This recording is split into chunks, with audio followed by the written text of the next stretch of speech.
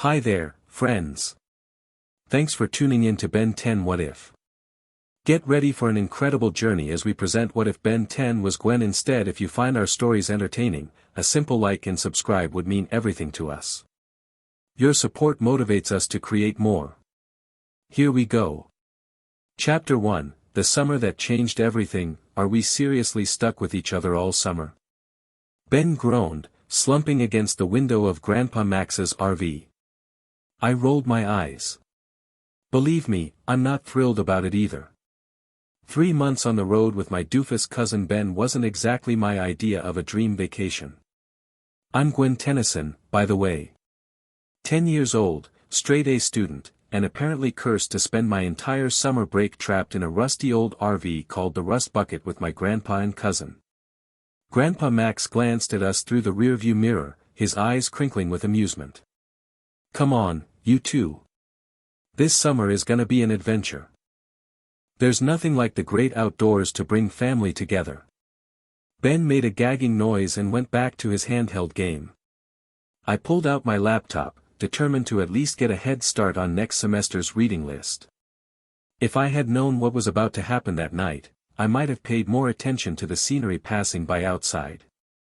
We arrived at the campsite just as the sun was setting. While Grandpa Max set up the RV, Ben immediately took off into the woods. Where are you going? I called after him. Exploring. Duh, he yelled back. Better than helping unpack. I sighed and turned to Grandpa. Need any help setting up camp? That'd be great, Pumpkin, he said, handing me a lantern. Could you gather some firewood? Not too far from camp, though. I nodded and headed into the woods, careful to mark my path. Unlike Ben, I wasn't about to get lost on our first night. The forest was quiet except for chirping crickets and the occasional rustle of leaves. I'd gathered an armful of sticks when a bright streak of light tore across the sky. A shooting star? I whispered. But shooting stars don't change direction. This one suddenly veered left and headed straight toward me. I dropped the firewood and dove behind a tree just as the object crashed into the clearing ahead, sending dirt and rocks flying everywhere. My heart pounded as I cautiously peeked around the trunk. The impact had left a smoking crater about 20 feet wide. Common sense told me to run back to camp and get Grandpa, but curiosity pulled me forward. Hello. I called out, inching toward the edge of the crater. Is anyone hurt? Stupid question, I know. Like an alien would respond, yes, I've got a twisted ankle, could you call Space AAA? But I was 10 and trying to sound brave. The smoke cleared enough for me to see a metallic sphere in the center. It looked like something straight out of a sci-fi movie, smooth, silver, with strange glowing markings. As I watched, the sphere hissed and split open. Inside was a watch. Not just any watch, this one had a black band, a square face with a green hourglass symbol, and no numbers or hands. It didn't look dangerous, but my instincts screamed that it wasn't ordinary either. Weird place to deliver a package, I muttered, leaning closer but careful not to touch it. That's when it jumped at me. I screamed and fell backward as the watch launched itself out of the pod and clamped around my left wrist. Panic shot through me as I frantically tried to pull it off. Get off. Get off. I yanked, twisted, even tried to pry it loose with a stick, but nothing worked. It was like it had fused to my skin. Gwen. Ben's voice called from somewhere in the forest. Was that you screaming? If you're messing with me, Ben. Over here. I yelled back, still struggling with the watch. He crashed through the bushes, twigs stuck in his brown hair. Whoa, what happened here? His eyes widened as he spotted the crater, then the watch on my wrist. Cool. What is that? I don't know. It just jumped on me and now it won't come off. I showed him my wrist, the green hourglass symbol glowing faintly. Ben grabbed my arm, examining the device. Looks like some kind of high-tech watch. Have you tried pushing the buttons? Are you crazy? I don't know what it does. It fell from space, Ben. He rolled his eyes. Come on, where's your sense of adventure? If you're too scared, I'll do it. He reached for the watch. I pulled my arm back. No way. If anything's going to happen, I should be the one to do it. Despite my better judgment, I pressed the side of the watch.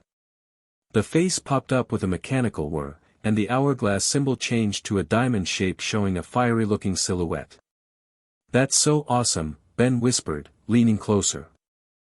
I turned the dial, cycling through different silhouettes. One looked like a crystal figure, another like some sort of velociraptor, and others I couldn't even describe. Careful, I said, more to myself than Ben. We should get Grandpa before, just pick one already. Ben said, impatiently reaching for the watch. Ben, don't. He pushed my hand down on the dial. A surge of energy coursed through my body. The world around me blurred as heat exploded from my core. I opened my mouth to scream, but what came out was a roar of flames. My skin burned away, replaced by living fire. Rocks beneath my feet melted into glass.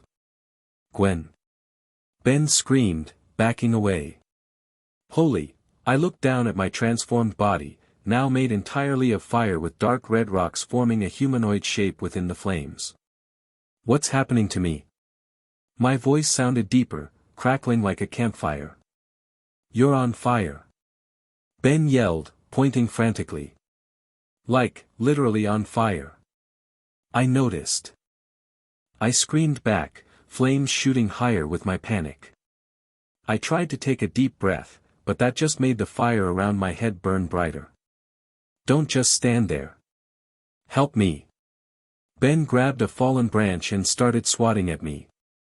Ow. Not like that, doofus. Sorry. I panicked. He dropped the stick. What do you want me to do? I forced myself to think logically despite the situation. The watch did this. Maybe it can undo it too. I looked down at my wrist, searching for the watch, but it was gone, seemingly absorbed into my new form. I can't find it. The watch is gone. Maybe it has a time limit. Ben suggested, keeping his distance but no longer running away. You know, like a trial period. This isn't software, Ben. Even as I argued, I realized he might be right. This had to be temporary, right? A noise from the bushes caught our attention. Kids. You out here? Grandpa Max's voice called out. Ben and I exchanged panicked looks. What do we tell Grandpa? I whispered, which came out more like a hiss of steam. Nothing yet. Hide. Ben pointed to the deeper woods. I'll distract him and meet you back here. I nodded and turned to run, only to find that I moved incredibly fast as this fire creature. Before I knew it, I'd set 3 trees ablaze. Oh no! I gasped, watching the flames spread. I waved my arms frantically, trying to somehow pull the fire back. Stop! Stop burning! Ben yelled, Grandpa! Fire! There's a forest fire! Within minutes, our quiet evening had turned into chaos. Grandpa Max arrived with a fire extinguisher from the RV, directing Ben to stomp out smaller flames while I hid, watching helplessly. Every step I took threatened to start new fires. I have to get away from the trees, I muttered to myself, looking around desperately. I spotted a clearing near a small stream and made my way there, careful to move slowly. Once away from flammable foliage, I forced myself to breathe slowly, figuratively, since I wasn't sure this body even needed oxygen. Okay, Gwen. Think. This watch turned you into, whatever this is. There has to be a way to change back. I examined my limbs, searching for any sign of the watch. On my chest, I noticed a small circular emblem with the same hourglass shape. Maybe that's it. I pressed the emblem. Nothing happened. I slapped it. Nothing. I tried twisting it, pushing it in different directions, even hitting it against a rock, which was stupid. The rock melted. "Come on!" I yelled in frustration, slapping the emblem again. A flash of red light engulfed me, and suddenly I was back to normal, collapsed on my knees in the dirt. The watch was on my wrist again, its green light now red. It worked. I gasped, patting myself to make sure I was completely human again. "I'm me. Gwen." Ben came crashing through the underbrush. "There you are. Grandpa's putting out the last of the fires." He stopped, eyeing me up and down. "You're normal again."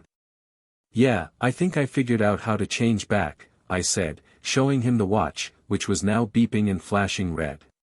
"But I have no idea what this thing is or why it turned me into a fire monster." Ben's eyes gleamed with excitement. "Are you kidding? This is the coolest thing ever. You were a real live alien." "Alien?" I echoed, looking at the watch with new understanding. "You think this is alien technology?" "Duh. What else crashes from space and turns people into monsters?" I had to admit, he had a point. "We need to tell Grandpa." Ben nodded enthusiastically. "Definitely. But first." He pointed at the watch. "Can you do it again? Turn into something else?" "I don't think so. Not right now anyway." I tapped the face, which continued blinking red. "I think it needs to recharge or something." The sound of Grandpa's voice calling our names ended the discussion. We hurried back to camp, where Grandpa Max was waiting with a worried expression. "There you two are. What happened out there? Did you see what caused that fire?" Ben and I exchanged glances before I stepped forward, holding up my wrist. "Grandpa, something weird happened." This watch fell from the sky and jumped onto my wrist. When Ben and I were checking it out, it turned me into this fire creature. I expected disbelief, maybe even laughter, but Grandpa's face went pale. He knelt down, taking my arm to examine the watch more closely. "An Omnitrix," he whispered, almost too quietly to hear. "A what?" Ben asked. Grandpa Max looked up, his expression unreadable. "I mean, it looks like some kind of advanced technology." "Are you sure you're okay, Gwen?" "I'm fine now, but, wait, what did you call it?" I narrowed my eyes. "And why aren't you more surprised about this?" "I didn't call it anything," he said quickly, standing up. "And I've seen my share of strange things over the years. Let's get back to the RV. I've got some tools that might help us get it off." As we walked back, I couldn't shake the feeling that Grandpa knew more than he was saying. Ben nudged me, clearly thinking the same thing. Back at the rust bucket, Grandpa tried everything from soap to a hacksaw to remove the watch, but nothing even scratched it.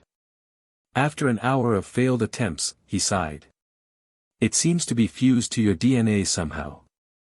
I think we're stuck with it for now." "Great," I muttered, staring at the device. The red light had finally stopped blinking and turned green again. "So I just walk around with an alien watch that turns me into monsters. This is so cool." Ben exclaimed for the 10th time. "Can I try it?" "No." Grandpa and I shouted simultaneously. Grandpa cleared his throat. "What I mean is, we don't know enough about this device yet. It could be dangerous. Gwen, until we figure this out, you need to be extremely careful. No using it unless absolutely necessary. Trust me, I don't plan on turning into a walking fire hazard again anytime soon." But even as I said it, part of me wondered what the other aliens were like. The watch had shown multiple silhouettes. Did each one have different abilities? Grandpa insisted we all get some sleep, but I spent most of the night staring at the watch, trying to make sense of it. When I finally did drift off, I dreamed of planets I'd never seen and creatures I couldn't begin to describe. The next morning, Ben shook me awake at dawn. "Come on," he whispered excitedly. "Let's test that watch before Grandpa wakes up." I groaned, rolling over. Go away, Ben. It's too early. The watch is green again. That means it's recharged, right? I glanced at my wrist. He was right, the hourglass symbol glowed bright green. Fine, I sighed, climbing out of bed. But we're staying close to camp, and only for a few minutes. We snuck outside, careful not to wake Grandpa. The morning air was cool and misty, perfect for hiding whatever weirdness was about to happen. So how does it work again? Ben asked, bouncing on his heels with excitement. I pressed the side button, and the dial popped up just like before. I turn this to select different aliens, I think. Then I push it down to transform. Pick something that won't set the forest on fire this time, Ben suggested. I scrolled through the options, trying to guess what each silhouette represented. This one looks small and non-threatening, I said, stopping on a frog-like figure with a large head. Boring, Ben complained. Pick the one that looks like it has 4 arms. No way. I'm going with the safe option first. I pushed down the dial before Ben could argue. The same rush of energy flooded through me, but instead of growing hotter, I felt myself shrinking. My skin turned gray, my head expanded, and my eyes grew enormous. When the transformation finished, I stood about 6 inches tall with gray skin, huge green eyes, and a disproportionately large head. Ben fell over laughing. You're tiny. And your head is gigantic. Very funny, I said, my voice now high-pitched and squeaky. At least I'm not on fire anymore. Something strange was happening to my brain. Information flooded my thoughts, complex equations, molecular structures, engineering principles I'd never studied. It was like my intelligence had increased exponentially. Ben, I think this form is super smart, I said, looking around with new understanding. The RV's engine, which I could see from where I stood, suddenly seemed like a primitive contraption I could improve with my eyes closed. Yeah. Prove it. What's 12 times 14? 168, I answered instantly. But that's just basic math. Listen, I think I understand how the watch works now. It's reconfiguring my DNA on a fundamental level, creating a temporary overlay of alien genetic material while preserving my core consciousness. Ben blinked. In English? It's turning me into different aliens but keeping my brain, sort of. I walked toward the RV, my tiny legs working overtime. I need to examine the rust bucket's engine. I can make it 300% more fuel efficient with just a few adjustments. Now we're talking. Ben scooped me up despite my protests and carried me to the RV. Grandpa's been complaining about gas prices all week.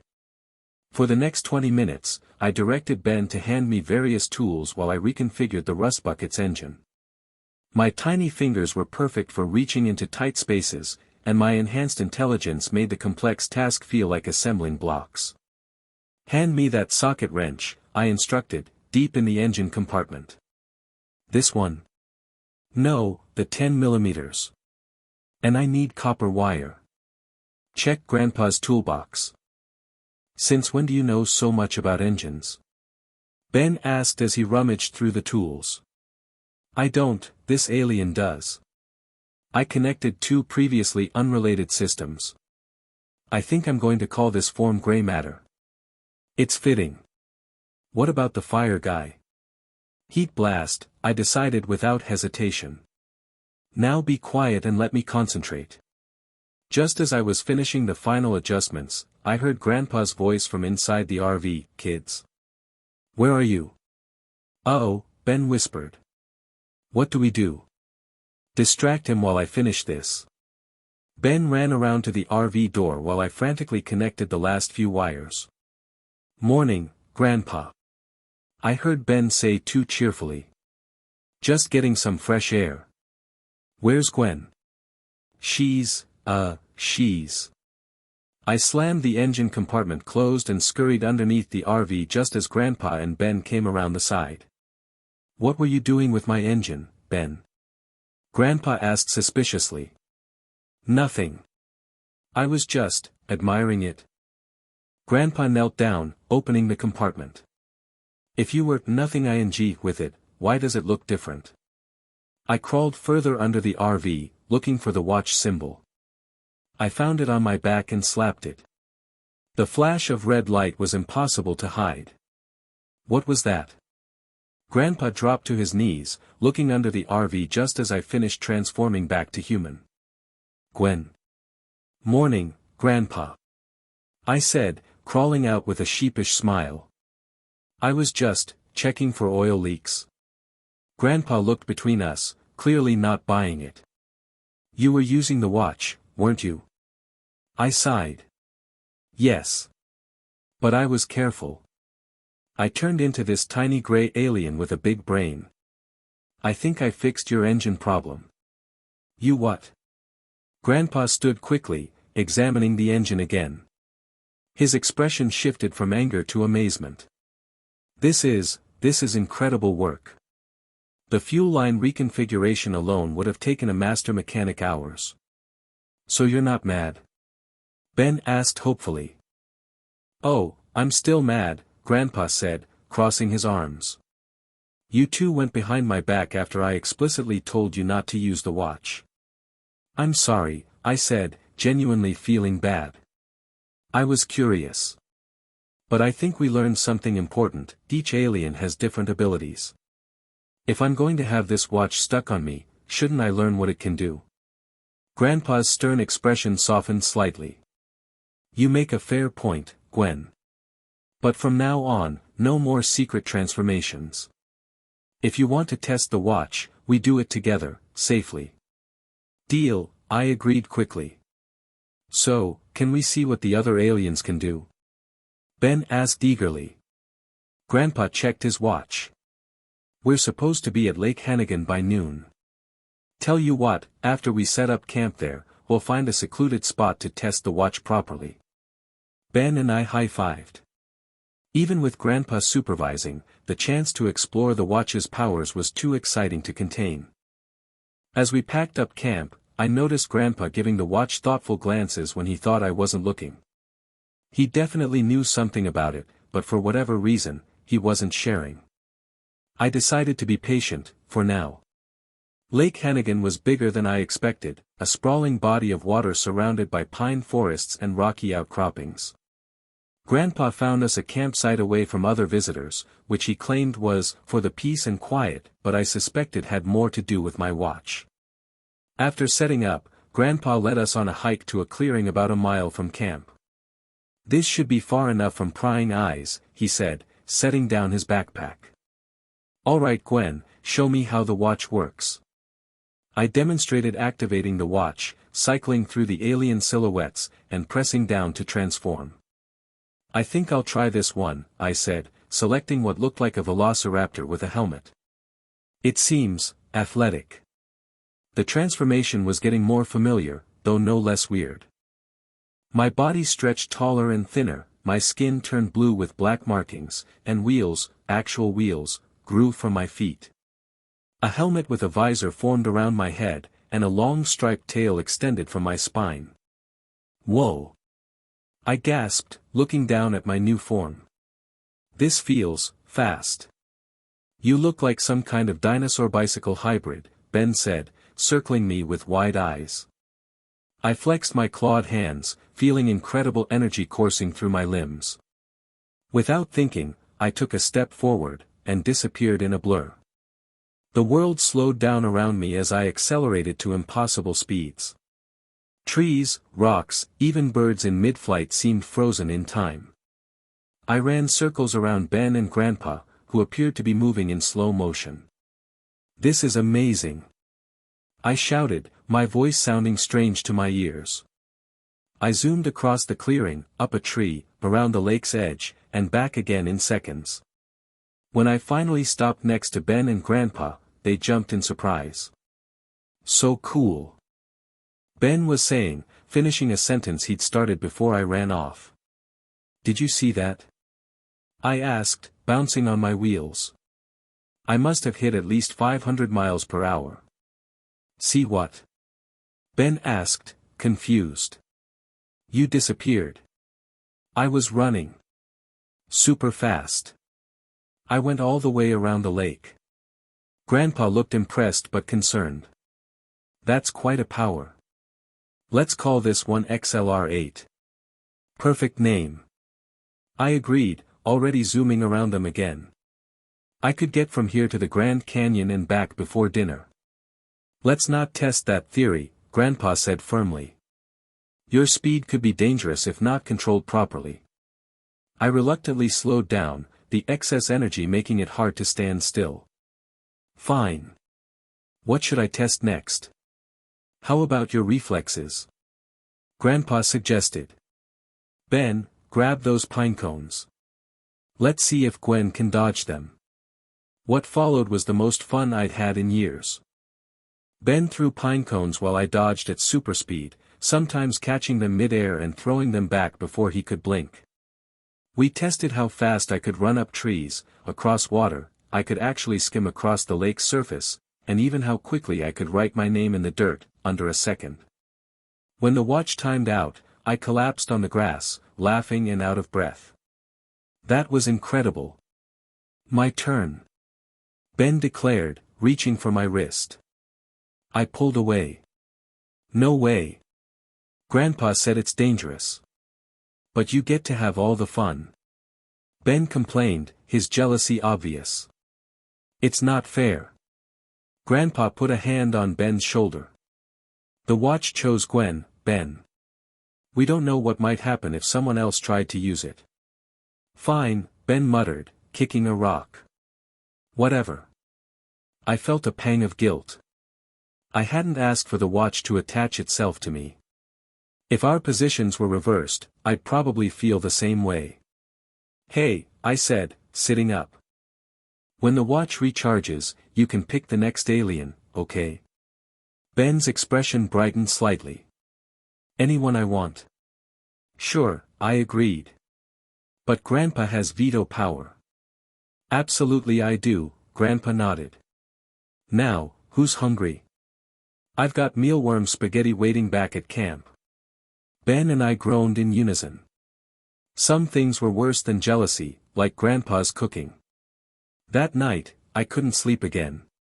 Every time I closed my eyes, I saw alien worlds and strange creatures.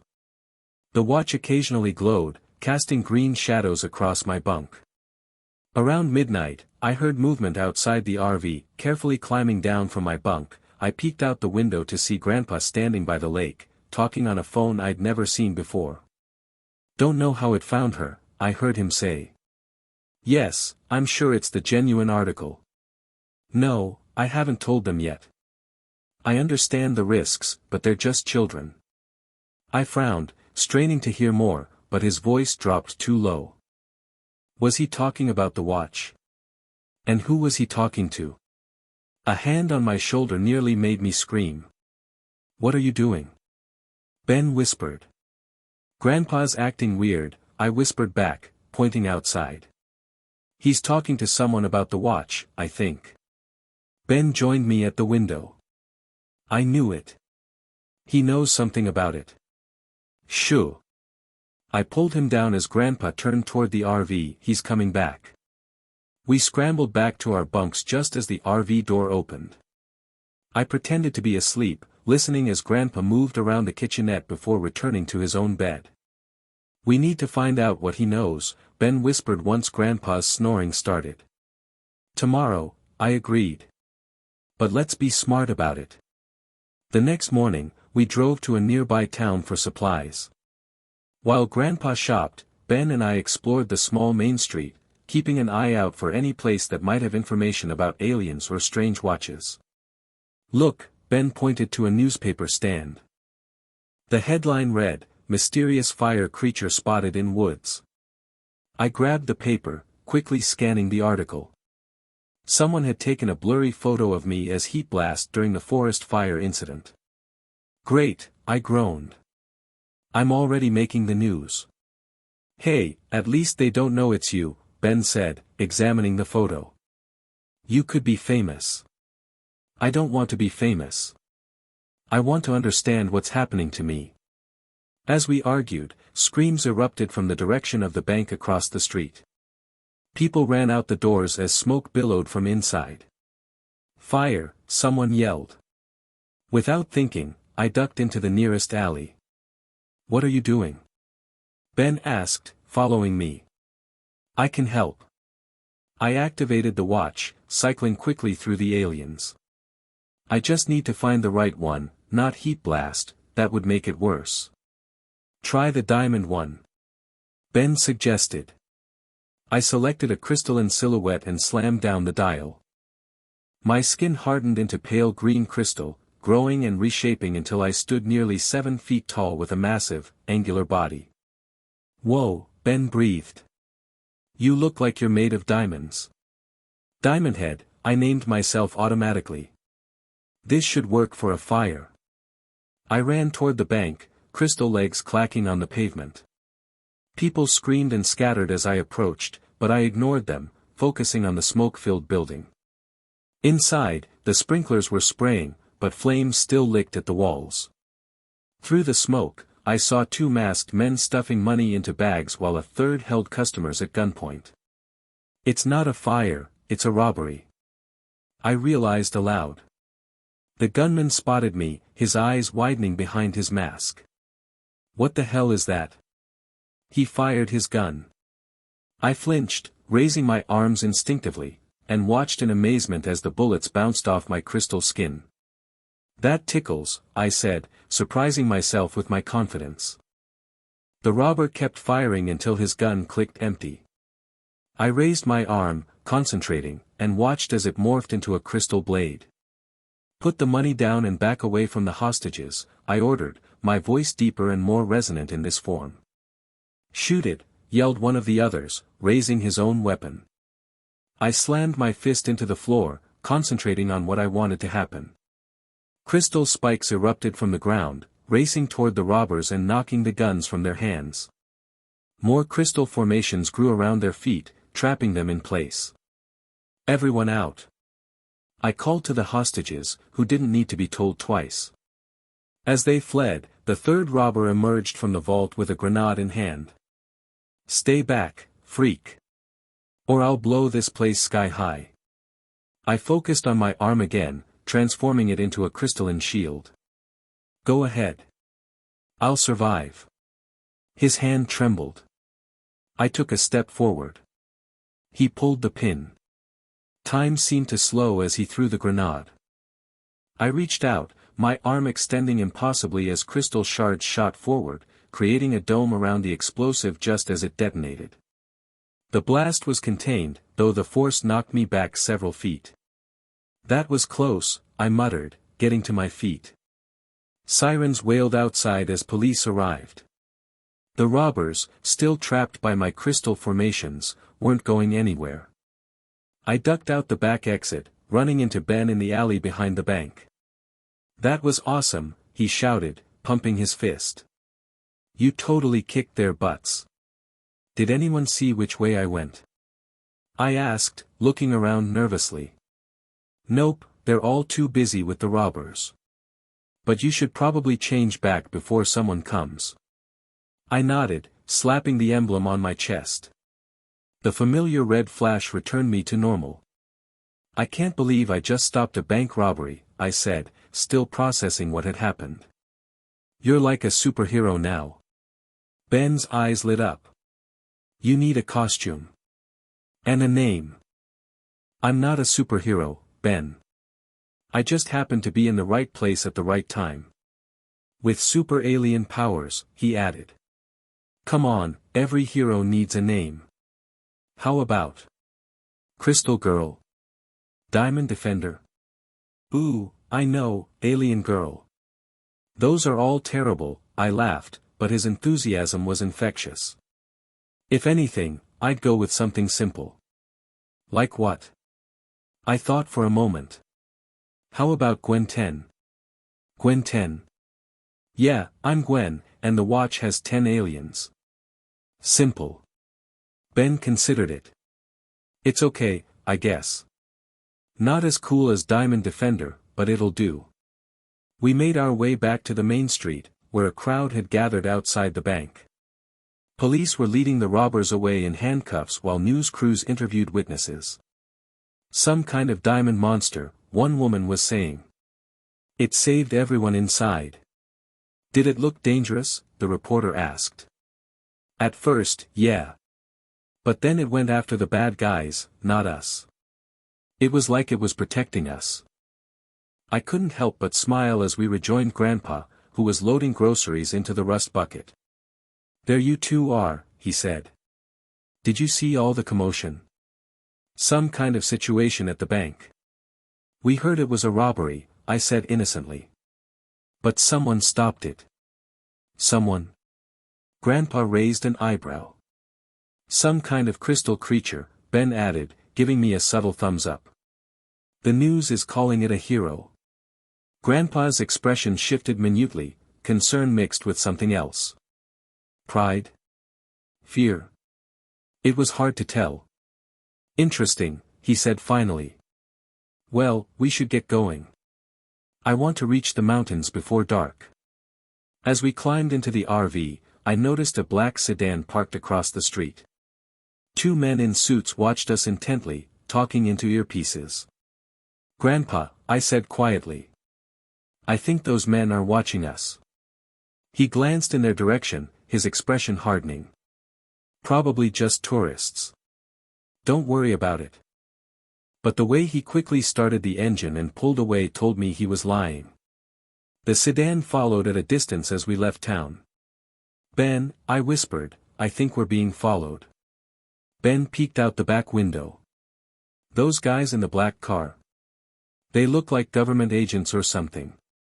Do you think they know about the watch? Maybe they saw you at the bank. I bit my lip, worry replacing the excitement I'd felt earlier. Grandpa's hiding something from us. And now these guys are following us. This is getting serious. We need answers, Ben agreed. Tonight we search Grandpa's stuff while he's asleep. I nodded, though the idea of snooping through Grandpa's belongings made me uncomfortable. But if he wasn't going to tell us the truth about the watch, we'd have to find it ourselves. We drove through winding mountain roads for hours. Occasionally I'd spot the black sedan in the side mirrors, always several cars back but never turning off. Grandpa seemed tense, checking the mirrors more often than usual. Around sunset, he abruptly turned onto an unmarked dirt road. Change of plans, he announced. I know a secluded spot up here. More privacy. What about the campground you wanted to reach? I asked. Too crowded this time of year, he replied unconvincingly. The dirt road got rougher as we climbed higher into the mountains. Ben and I exchanged worried glances as Grandpa pushed the rust bucket harder than usual, taking turns that made the old RV creak and groan. Are we running from those men? I finally asked directly. Grandpa's hands tightened on the steering wheel. What men? The ones in the black car who've been following us since town. He sighed heavily. You two don't miss much, do you? Yes, we're trying to lose them. They're not people we want to deal with right now. Who are they? Ben demanded. Do they want the watch? It's complicated, Grandpa said, checking the mirrors again. I promise I'll explain everything once we're safe. Safe from what? I pressed. Before he could answer, headlights appeared behind us, gaining rapidly. They found us, Grandpa muttered. Hold on tight. He floored the accelerator, sending the rust bucket lurching forward. The engine whined in protest as we bumped along the rough road. Can't this thing go any faster? Ben shouted, bouncing in his seat. I'm giving her all she's got. Grandpa called back. Gwen, remember those engine modifications you made? Now would be a good time for them to work. I gripped my seat as we rounded a sharp curve, the RV tilting dangerously. They should be working. But we're going uphill on a dirt road. The sedan was still gaining, now close enough that I could see the driver's face, a stern-looking man with dark sunglasses despite the fading light. Grandpa, who are these people? I asked again. He took a deep breath. They call themselves the Forever Knights. They're an organization dedicated to collecting alien technology. If they've identified the Omnitrix, the what? Ben and I asked simultaneously. The watch, Grandpa clarified. If they know you have it, they won't stop until they get it, even if they have to take your arm with it. My blood ran cold. Why didn't you tell us this sooner? I was hoping to keep you out of this world for a little longer, he said sadly. You're just kids. A loud bang interrupted our conversation as something hit the back of the rust bucket. The RV swerved violently. They're ramming us. Ben yelled, peering out the back window. Gwen, Grandpa said, his voice deadly serious. I need you to use the watch. What? But you said, I know what I said, but we're out of options. We need XLR-8 speed or Diamond Head strength right now. I nodded, activating the watch. Which one? Your choice. Just hurry. I scrolled through the options, trying to think clearly despite the RV's wild movements. XLR-8 was fast, but what could speed do against a car? Diamond Head was strong, but not agile. Heat Blast could melt their tires, but might start a forest fire. Then I spotted an alien I hadn't tried yet, a flat, circuitry-looking silhouette. This one might work, I said, selecting it. The transformation felt different this time, more fluid, like I was melting rather than changing. My body turned black with green circuitry patterns running across it. I felt myself becoming more adaptable. What is that one? Ben asked, staring at my new form. I don't know exactly, I said, my voice now with a mechanical echo. But I think I can merge with technology. Upgrade, Grandpa named me immediately. That's what we need right now. Instinctively, I moved toward the RV's dashboard, my liquid metal body flowing into the controls. Suddenly, I could feel the entire vehicle, its engine, wheels, every bolt and wire. I was the rust bucket. This is beyond weird, my voice came through the RV's speakers. Gwen. Ben touched the dashboard cautiously. Can you hear me? I can feel you touching me, I replied. I'm connected to everything. Can you make us go faster? Grandpa asked, removing his hands from the steering wheel as I took control. Watch me, I said, redirecting power to the engine. The rust bucket transformed under my influence. The rusty exterior smoothed into sleek black metal with green circuitry patterns. The wheels expanded and gripped the road better. The engine, already improved from my gray matter upgrades, now operated at impossible efficiency. We shot forward, easily doubling our speed. The Forever Knights sedan fell behind as we took curves that should have sent us flying off the mountain. This is amazing. Ben shouted, holding on to his seat. You're driving us. I am the RV. I laughed. I can feel everything, the road, the air resistance, even the optimal path up the mountain. Through my expanded awareness, I detected something concerning.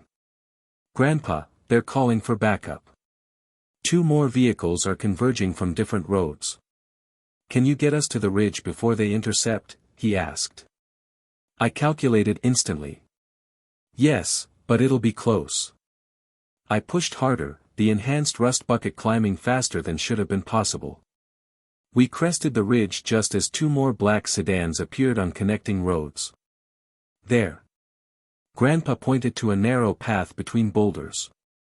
That leads to an old mining tunnel. They won't be able to follow us through there. I navigated the tight passage, scraping against rocks but squeezing through. The tunnel beyond was pitch black, but I didn't need lights, I could sense the tunnel walls perfectly. After a mile of twisting passageway, we emerged on the other side of the mountain into a secluded valley. We lost them, I announced, sensing no pursuit. Good work, Gwen, Grandpa said with evident relief. You can, detach from the RV now. I flowed out of the dashboard, reforming my upgrade body before hitting the emblem and changing back to human. The rust bucket immediately reverted to its normal appearance.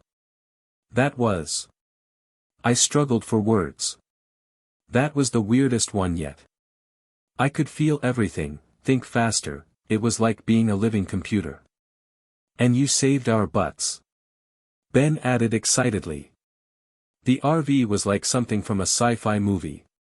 Grandpa drove us deeper into the valley, finally stopping in a clearing surrounded by trees. We should be safe here for the night, he said, turning off the engine. No roads in except the way we came. I crossed my arms. Okay, Grandpa. We're safe now. Time to explain everything. He nodded slowly. You're right. You deserve the truth. He took a deep breath. That watch, the Omnitrix, is the most powerful device in the galaxy. It was created by an alien genius named Azimuth as a tool for peace and understanding, allowing the wearer to experience life as other species. So it really does turn me into aliens? I asked. Not just monsters. Real aliens from across the universe, Grandpa confirmed. Each with their own abilities and weaknesses. Many groups want the Omnitrix for themselves, to use as a weapon, to study, or to destroy. But how do you know all this?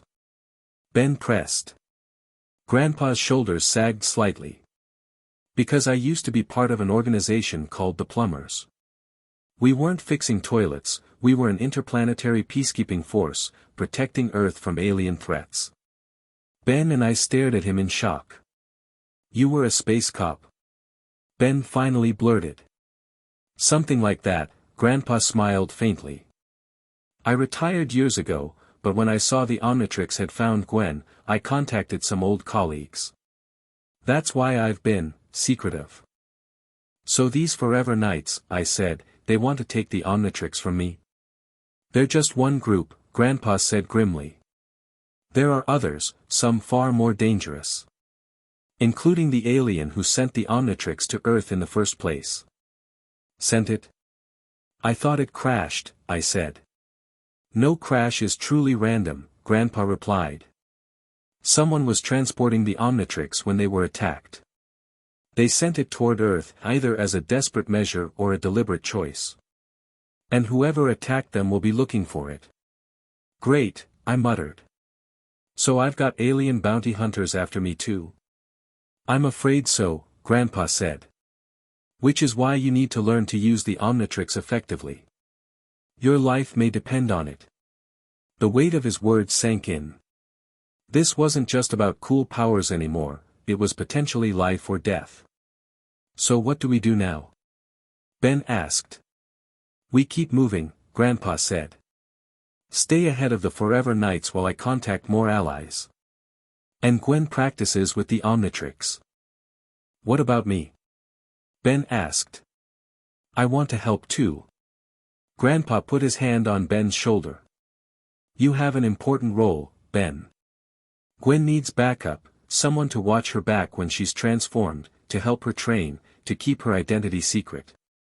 Ben seemed to consider this. Like, a sidekick? More like a partner, I suggested. I couldn't have escaped those bank robbers without your help. That seemed to satisfy him. All right. Team Tennyson it is. Get some sleep, you too, Grandpa said. Tomorrow we start your real training, Gwen. As Ben and Grandpa prepared for bed, I sat by the window, looking at the watch, the Omnitrix, with new understanding. It wasn't just some cool alien tech, it was a responsibility. People, whole planets, could be at risk depending on how I used it. I didn't ask for this, I whispered to myself. But I'm not backing down either. Whatever came next, I'd face it head on. As Gwen Tennyson. As Gwen 10. Our peace lasted exactly 6 hours and 23 minutes. The explosion woke us all. The rust bucket rocked violently as something hit the ground nearby, sending dirt and rocks pattering against the roof. What was that? Ben yelped, tumbling from his bunk. Grandpa was already on his feet, pulling on his shoes. "Stay inside," he ordered, grabbing a strange-looking gun from under his mattress. "Is that an alien blaster?" Ben asked, eyes wide. "Standard plumber issue," Grandpa replied, checking its power cell. "Gwen, is the Omnitrix charged?" I glanced at my wrist, the hourglass glowed green. "Ready to go." "Good. Stay here until the RV's roof suddenly caved inward as something massive landed on top of it. Metal groaned, windows cracked, and the whole vehicle tilted sideways. "Out! Now!" Grandpa shouted, pushing us toward the door. We tumbled outside into pre-dawn darkness. Through the trees, I could see fires burning where something had crashed into the forest. A mechanical whirring sound above made us look up. A robot, at least I thought it was a robot, stood atop the crushed rust bucket. It was 7 feet tall with a humanoid upper body but 4 spider-like mechanical legs. Its head was a smooth dome with a single glowing red eye. "Target located," it announced in a mechanical voice. "Retrieving Omnitrix." One of its arms transformed into a vicious-looking blade. The other became what was clearly a weapon. "Run!" Grandpa yelled, firing his blaster at the robot. Energy bolts struck its chest, barely leaving scorch marks. The robot leaped down, landing between us and Grandpa. "Biological defender," it stated flatly. "Removing obstacle." Not happening, I activated the Omnitrix, quickly selecting Diamond Head. "Ben, get to cover." I slammed down the dial just as the robot fired at Grandpa. The energy blast caught him in the shoulder, sending him sprawling. "Grandpa!" I screamed, my voice deepening as the transformation completed. Crystal spikes erupted from my hands, launching toward the robot. They penetrated its outer shell, but it seemed barely affected. "Petrosapien DNA detected," the robot announced. Adjusting tactics. It fired again, this time at me. The blast hit my crystal body and reflected back, striking a nearby tree and setting it ablaze. "Who sent you?" I demanded, advancing on the robot. "What do you want with the Omnitrix?" "This unit serves Vilgax," it responded. "The Omnitrix belongs to him." Vilgax. The name meant nothing to me, but clearly this wasn't a forever night. The robot charged, moving with surprising speed. Its blade arm struck my chest, sending crystal shards flying. I staggered back, feeling pain despite my supposedly invulnerable form. "Okay, that hurt," I muttered, forming my arm into a shield. "Let's try something else." I slammed my fist into the ground, sending crystal formations erupting beneath the robot. It jumped, avoiding most of them, but one spike caught its leg, impaling it. "Damage sustained," it reported tonelessly. "Engaging capture protocols." Its chest opened, revealing a net launcher. Before I could react, a glowing energy net shot out, wrapping around me. The net contracted, squeezing painfully. "Petrosapien containment successful," the robot stated, dragging me toward it. "Preparing for transport." "Gwen!" Ben shouted from behind a tree. He picked up a rock and threw it at the robot, hitting its eye. "Let her go." The robot turned toward Ben. Secondary target identified. Benjamin Tennyson. Neutralizing. "Ben, run!" I yelled, struggling against the net. Instead, Ben ran toward Grandpa, who was slowly regaining consciousness. He grabbed the plumber weapon and fired wildly at the robot, most shots missing but one hitting its damaged leg. The robot stumbled, its grip on my net loosening slightly. I focused all my strength on growing crystal spikes outward, stretching and finally breaking the energy mesh. Free but weakened, I charged at the robot from behind, forming both arms into crystal blades. I sliced through 2 of its legs before it could turn, sending it crashing to the ground. "Critical damage," it announced, still eerily calm. "Initiating self-repair." Not happening, I slammed my fist into its head, shattering the dome. Sparks flew as circuitry crushed under crystal. To my shock, the robot's chest cavity opened again, not to fire a net, but revealing a smaller robot inside, like a pilot. This one was barely a foot tall, with the same single eye but spindly limbs. Contingency activated, it said in a higher-pitched voice. Transmitting coordinates. I grabbed for it, but the small robot scurried away with surprising speed, climbing up a tree. Oh no you don't. I fired crystal shards, trying to hit the tiny target in the dim light. A green energy blast finally struck it, courtesy of Grandpa who had recovered enough to aim his weapon. The little robot exploded in a shower of sparks. Is everyone okay? I asked, turning back to Ben and Grandpa. I'll live, Grandpa grimaced, holding his injured shoulder. But we need to move. That drone sent a signal before it was destroyed. Drone? Ben asked, helping Grandpa to his feet. I thought it was a robot. It's a drone, Grandpa confirmed. A hunter drone, specifically. And if it's from who I think it is, we're in serious trouble. It said it serves someone called Vilgax, I reported. Who is that? Grandpa's face paled. Vilgax? You're certain? I nodded, the emblem on my chest beginning to flash red. Seconds later, I reverted to human form. We need to leave. Now. Grandpa limped toward the damaged rust bucket. Grab whatever supplies you can salvage. We've got 5 minutes at most. But what about the RV? Ben asked. It's trashed. There's an emergency vehicle hidden about 2 miles from here, Grandpa explained. A precaution I took years ago. And who's Vilgax? I pressed, gathering our backpacks from the RV. Grandpa's expression was grim. The most dangerous being in the galaxy. A conqueror who's destroyed entire civilizations. If he's after the Omnitrix, heaven help us all. The gravity of his words hit me hard. This wasn't a game anymore. People had been hurt, Grandpa had been hurt, because of the watch on my wrist. Maybe I should just get rid of it, I said quietly. You can't, Grandpa replied. It's bonded to you. And even if you could, Vilgax would still come for you, thinking you know how to remove it. So what do we do? Ben asked, shouldering his pack. We find help, Grandpa said firmly. There are other plumbers, other allies. But first, we need to get as far away from here as possible. We salvaged what we could from the rust bucket, which wasn't much. As we prepared to leave, I took one last look at the destroyed drone. Grandpa, I said hesitantly, if this Vilgax is so dangerous, how do we fight him? Grandpa paused, looking at me with a mixture of pride and concern. Together, Gwen. We fight together. You've got powers beyond anything I've seen, Ben's got a quick mind for tactics, and I've got experience. We're a team. Ben bumped my shoulder supportively.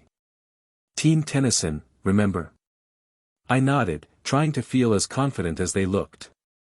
Team Tennyson. As we headed into the woods, following Grandpa's lead, I couldn't shake the feeling that our lives had changed forever. Summer vacation had turned into something far more dangerous, and important, than any of us could have imagined. Whatever came next, whatever this Vilgax threw at us, we'd face it together. Because that's what family does. That's what heroes do. And maybe, just maybe, that's what I was becoming, a hero. Gwen 10, Defender of Earth. It had a nice ring to it. Chapter 2, Rivals and Revelations. The sun beat down on my back as I flipped over a charging wildmutt. 3 weeks of training had turned me from a clumsy wielder of alien powers into something resembling competence. Well, most of the time. Too slow, Gwen. Ben called from the sidelines. Wildmutt can track your scent. I rolled my eyes, which was weird to do with 4 of them at once. I'm aware of that, genius. My 4 arms body tensed as the orange, eyeless alien charged again. This whole setup had been Grandpa's idea. After the Vilgax drone attack, we'd relocated to an abandoned quarry outside of Albuquerque, perfect for practicing with destructive alien powers without attracting attention. Today's exercise, 4 arms versus a holographic wild mutt projection from Grandpa's plumber tech. I slammed all 4 fists into the ground, sending a shockwave that threw the wild mutt off balance. Then I charged, grabbing the creature in a bear hug and suplexing it into the dirt. That's more like it. Grandpa called, controlling the simulation from a tablet. Use your environment. The holographic wild mutt dissolved into static, then reformed for another attack. I braced myself, feeling the raw power in my 4-armed body. That's the thing about this alien, you feel invincible, which is both awesome and dangerous. When the wild mutt leapt, I sidestepped and clotheslined it with one massive arm, then pile-drove it into the ground. And she sticks the landing. Ben cheered, pretending to hold a microphone. The crowd goes wild. I grinned, wiping dust from my face. Had enough yet, Grandpa? One more, he called. And this time, no holding back. The hologram flickered, and suddenly I faced not 1 but 3 wild mutts. They circled me, growling. Oh come on. That's cheating. I protested. Vilgax won't play fair, Grandpa reminded me. Fair point. I cracked all 4 sets of knuckles and dug my feet into the quarry floor. Bring it. All 3 attacked at once. I caught the first with an uppercut that sent it flying, but the other 2 tackled me from both sides. We crashed to the ground in a tangle of limbs. I kicked one off while punching the third, then jumped to my feet. Don't just react. Ben yelled. You've got 4 arms. Use them all. He was right. I stopped trying to fight like a human and embraced 4 arms capabilities. When the wild mutts charged again, I grabbed 2 by their throats, used my 3rd arm to block the last one's lunge, and my 4th to deliver a knockout punch. The holograms dissolved, replaced by a green, simulation complete, message floating in midair. I slapped the Omnitrix symbol on my chest and transformed back to human form in a flash of red light. How was that? You're improving, Grandpa nodded, putting away his tablet. But you still hesitate before fully embracing each alien's abilities. I know. I collapsed onto a rock, exhausted. It's weird having extra limbs or being on fire or whatever. My brain needs time to adjust. Ben tossed me a water bottle. You know what you need? More practice in real-world situations. Because the drone attack and those forever nights weren't enough. I took a long drink. No thanks. In the 3 weeks since discovering the Omnitrix, I'd fought robots, knights with high-tech weapons, and even stopped a runaway train as XLR-8. The watch was recharging faster now, almost like it was adapting to me, and I'd learned to use 7 of the 10 aliens effectively. Ben's not entirely wrong, Grandpa said, joining us. Controlled situations help with basics, but you learn most under pressure. I groaned. Please don't tell me you're going to start staging fake emergencies. No need for that, Ben grinned, holding up his phone. Check this out. He showed us a news site with the headline, Mysterious Creatures Continue to Appear in Southwest. They're talking about me, right? I asked. Scroll down, Ben urged. I did, and saw blurry photos of aliens I definitely wasn't responsible for, strange electrical surges, structural damage to buildings, and what looked like melted metal. That's not you, Grandpa frowned, taking the phone. These incidents all have a similar pattern, technology damaged or stolen, power grids drained. Another alien? I suggested. Possibly, Grandpa zoomed in on one image. Or someone with alien tech. These energy signatures look familiar. Ben bounced on his heels excitedly. So we're going to investigate, right? Team Tennyson on the case. Grandpa checked his watch. We'll head into the city tonight. If there's another alien threat out there, we need to know what we're dealing with. I nodded, though the thought of facing another unknown made my stomach churn. I'd gotten lucky so far, but luck eventually runs out. Downtown Albuquerque buzzed with nightlife as we parked our new RV, actually an old plumber vehicle Grandpa had retrieved from a storage facility. From the outside, it looked identical to the rust bucket, but inside it contained advanced alien tech hidden behind fake panels and secret compartments. Remind me again what we're looking for, I asked as we walked through a crowded street festival. Energy fluctuations, Grandpa replied, checking a device that looked like a modified smartphone. If someone's draining power, this will detect it. Sounds boring, Ben complained.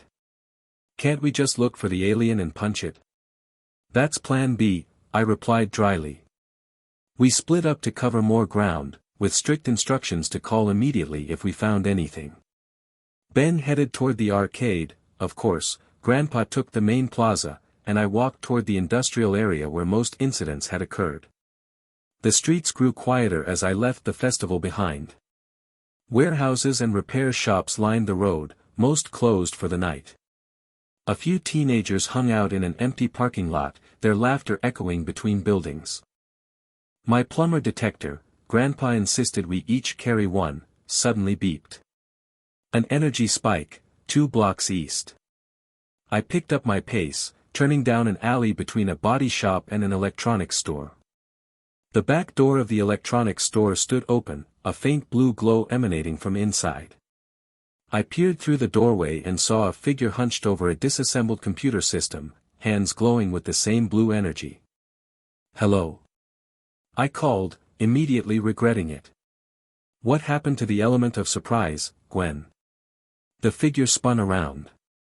It was a boy not much older than me, maybe 13 or 14, with dark hair and pale skin. His hands crackled with blue electricity that seemed to flow from the computer into his body. Who are you? He demanded, eyes narrowing. I could ask you the same thing, I replied, glancing around for witnesses before activating the Omnitrix. Along with why you're stealing from this store. I'm not stealing, he snapped. I'm borrowing energy. And you should mind your own business.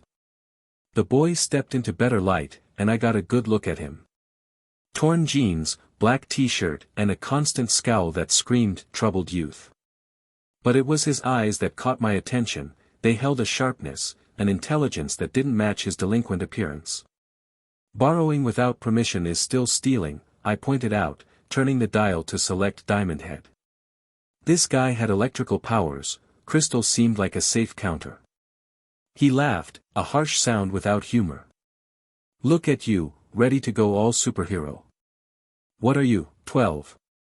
I'm 10, actually, I answered, then immediately wanted to smack myself.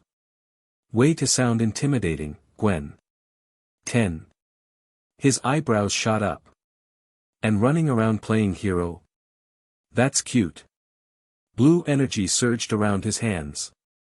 Now beat it before you get hurt, kid. I've got work to do.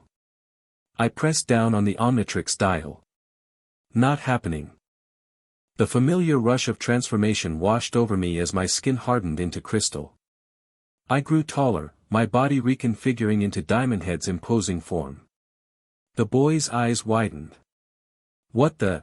I stepped forward, crystal arms reflecting the blue electricity still coursing around his hands. Now, want to explain what you're doing, or should I just drag you to the police station? Instead of running like I expected, he smiled, a predatory grin that sent chills down my crystalline spine. Oh, this is interesting, he said, walking around me in a circle. Very interesting. You're one of those aliens from the news. Except you're not really an alien, are you? Not all the time. I kept my body turned toward him, not letting him get behind me. You know a lot about aliens for a petty thief. I know a lot about being different, he replied. Name's Kevin. Kevin Levin. And you're about to see why that name matters. Without warning, Kevin lunged forward and grabbed my arm. Blue energy flowed from his hands into my crystal body. I tried to pull away, but he held tight, his grip strengthening as he absorbed something from me. That's enough. I broke free with a sharp tug, then formed my arm into a crystal blade. What did you just do? Kevin flexed his hands, which now had a slight crystalline sheen. Just getting a sample. To my shock, his right arm transformed partially into crystal, similar to my own. Nice powers you've got. Mind if I borrow those too? He swung his crystallized fist at my head. I blocked it with my forearm, the impact sending vibrations through both our bodies. How are you doing that? I demanded, backing up. I absorb energy, Kevin explained, advancing on me. Usually electricity, battery power, that kind of thing. But your energy? He looked at his crystalline arm with admiration. That's something special. I fired crystal shards at him. Most bounced off his partially transformed arm, but one caught him in the shoulder, drawing blood. Fully human there, at least. Lucky shot, he growled, the blue energy intensifying around him. My turn. He touched a nearby power box, draining it completely. The alley plunged into darkness, the only light coming from his glowing hands and my reflective body. The electricity arced from his fingers toward me. I created a crystal shield, deflecting most of it, but some current still passed through, stinging uncomfortably. You can't beat me, Kevin taunted. I can absorb whatever you throw at me, plus all the electricity in this neighborhood. Then let's try something else. I slapped the Omnitrix symbol on my chest, transforming in a flash of red light. The change felt different this time, like the watch was struggling against interference. When it completed, I stood as heat blast, flames illuminating the dark alley. Fire? Kevin laughed. Not very creative. Better than crystal against electricity, I replied, launching a fireball that he barely dodged. The blast hit a dumpster, setting it ablaze. Kevin dived behind it, then emerged with both hands on the metal surface, absorbing the heat energy. Thanks for the power-up. His hands now glowed orange as well as blue. When he punched the ground, a small explosion of combined energies cracked the concrete. That's not good, I muttered, backing away. Kevin advanced, his body now surrounded by a corona of blue electricity and orange flames. You know what's great about your powers? He asked. They come with knowledge. I don't just get the energy, I get the instincts, the understanding of how to use it. To demonstrate, he formed a fireball in one hand while electricity crackled in the other. 2 against 1. How do you like those odds? I needed to call for backup, but my phone was in my human clothes, basically inaccessible until I transformed back. I had to keep him talking. Why are you doing this? I asked, circling to keep distance between us. Stealing energy, attacking me? I'm not attacking you, you're attacking me, Kevin corrected. I was minding my own business until you showed up. Breaking and entering is hardly survival, he snapped, his flames flaring higher with his anger. Do you have any idea what it's like to need energy just to feel normal? To be hungry all the time for something humans don't even think about? I hesitated, caught off guard by the raw pain in his voice. You need to absorb energy to survive. To function, Kevin replied, slightly calmer. I can live without it, but it's like being starved and exhausted all the time. No one understands that. For the first time, I saw him as something other than a villain, a kid dealing with powers he didn't ask for, just like me. I get it, I said carefully. The watch, the aliens. I didn't ask for any of it either. Kevin studied me, the energy around his hands dimming slightly. The watch. That's where your power comes from. I immediately regretted mentioning it. That's not important. It is to me. Kevin's expression shifted from anger to calculation. A device that contains multiple alien powers. I could use something like that. And just like that, the moment of connection vanished. Kevin wasn't misunderstood, He was dangerous and now focused on the Omnitrix. "You're not getting it," I stated firmly, generating more heat around my body. "The watch doesn't come off." "Everything comes off," Kevin replied coldly. "One way or another." He charged, both hands blazing with stolen energy.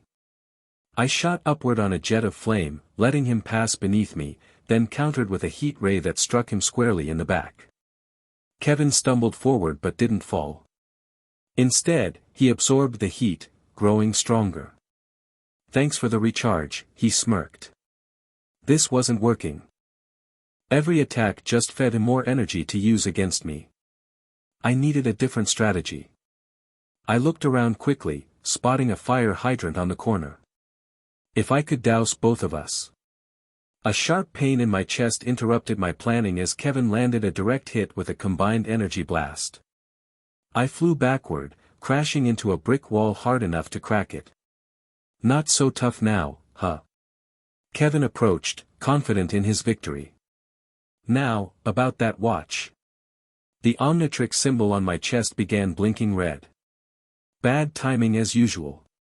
"Looks like your time's almost up," Kevin observed. "Let's see who's really under all that fire." I had seconds to act.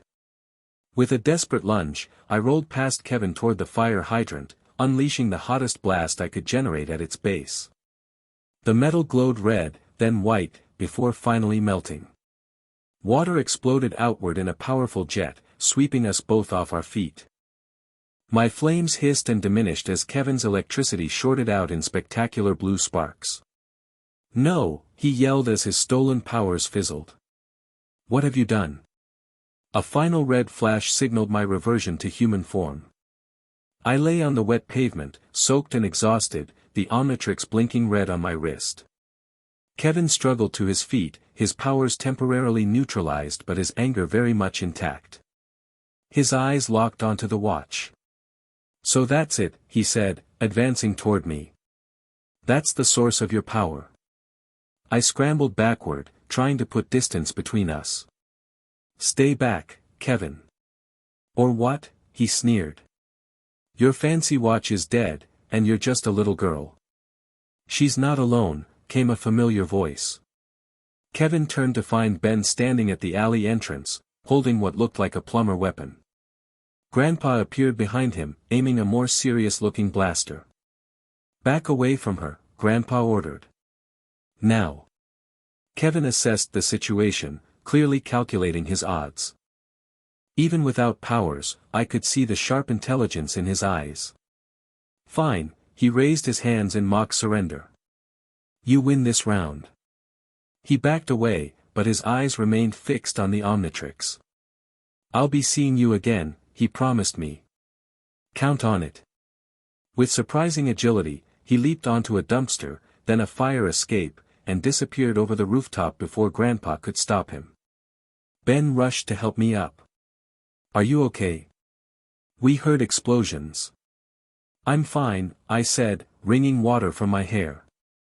"Just met someone with powers that aren't from the Omnitrix."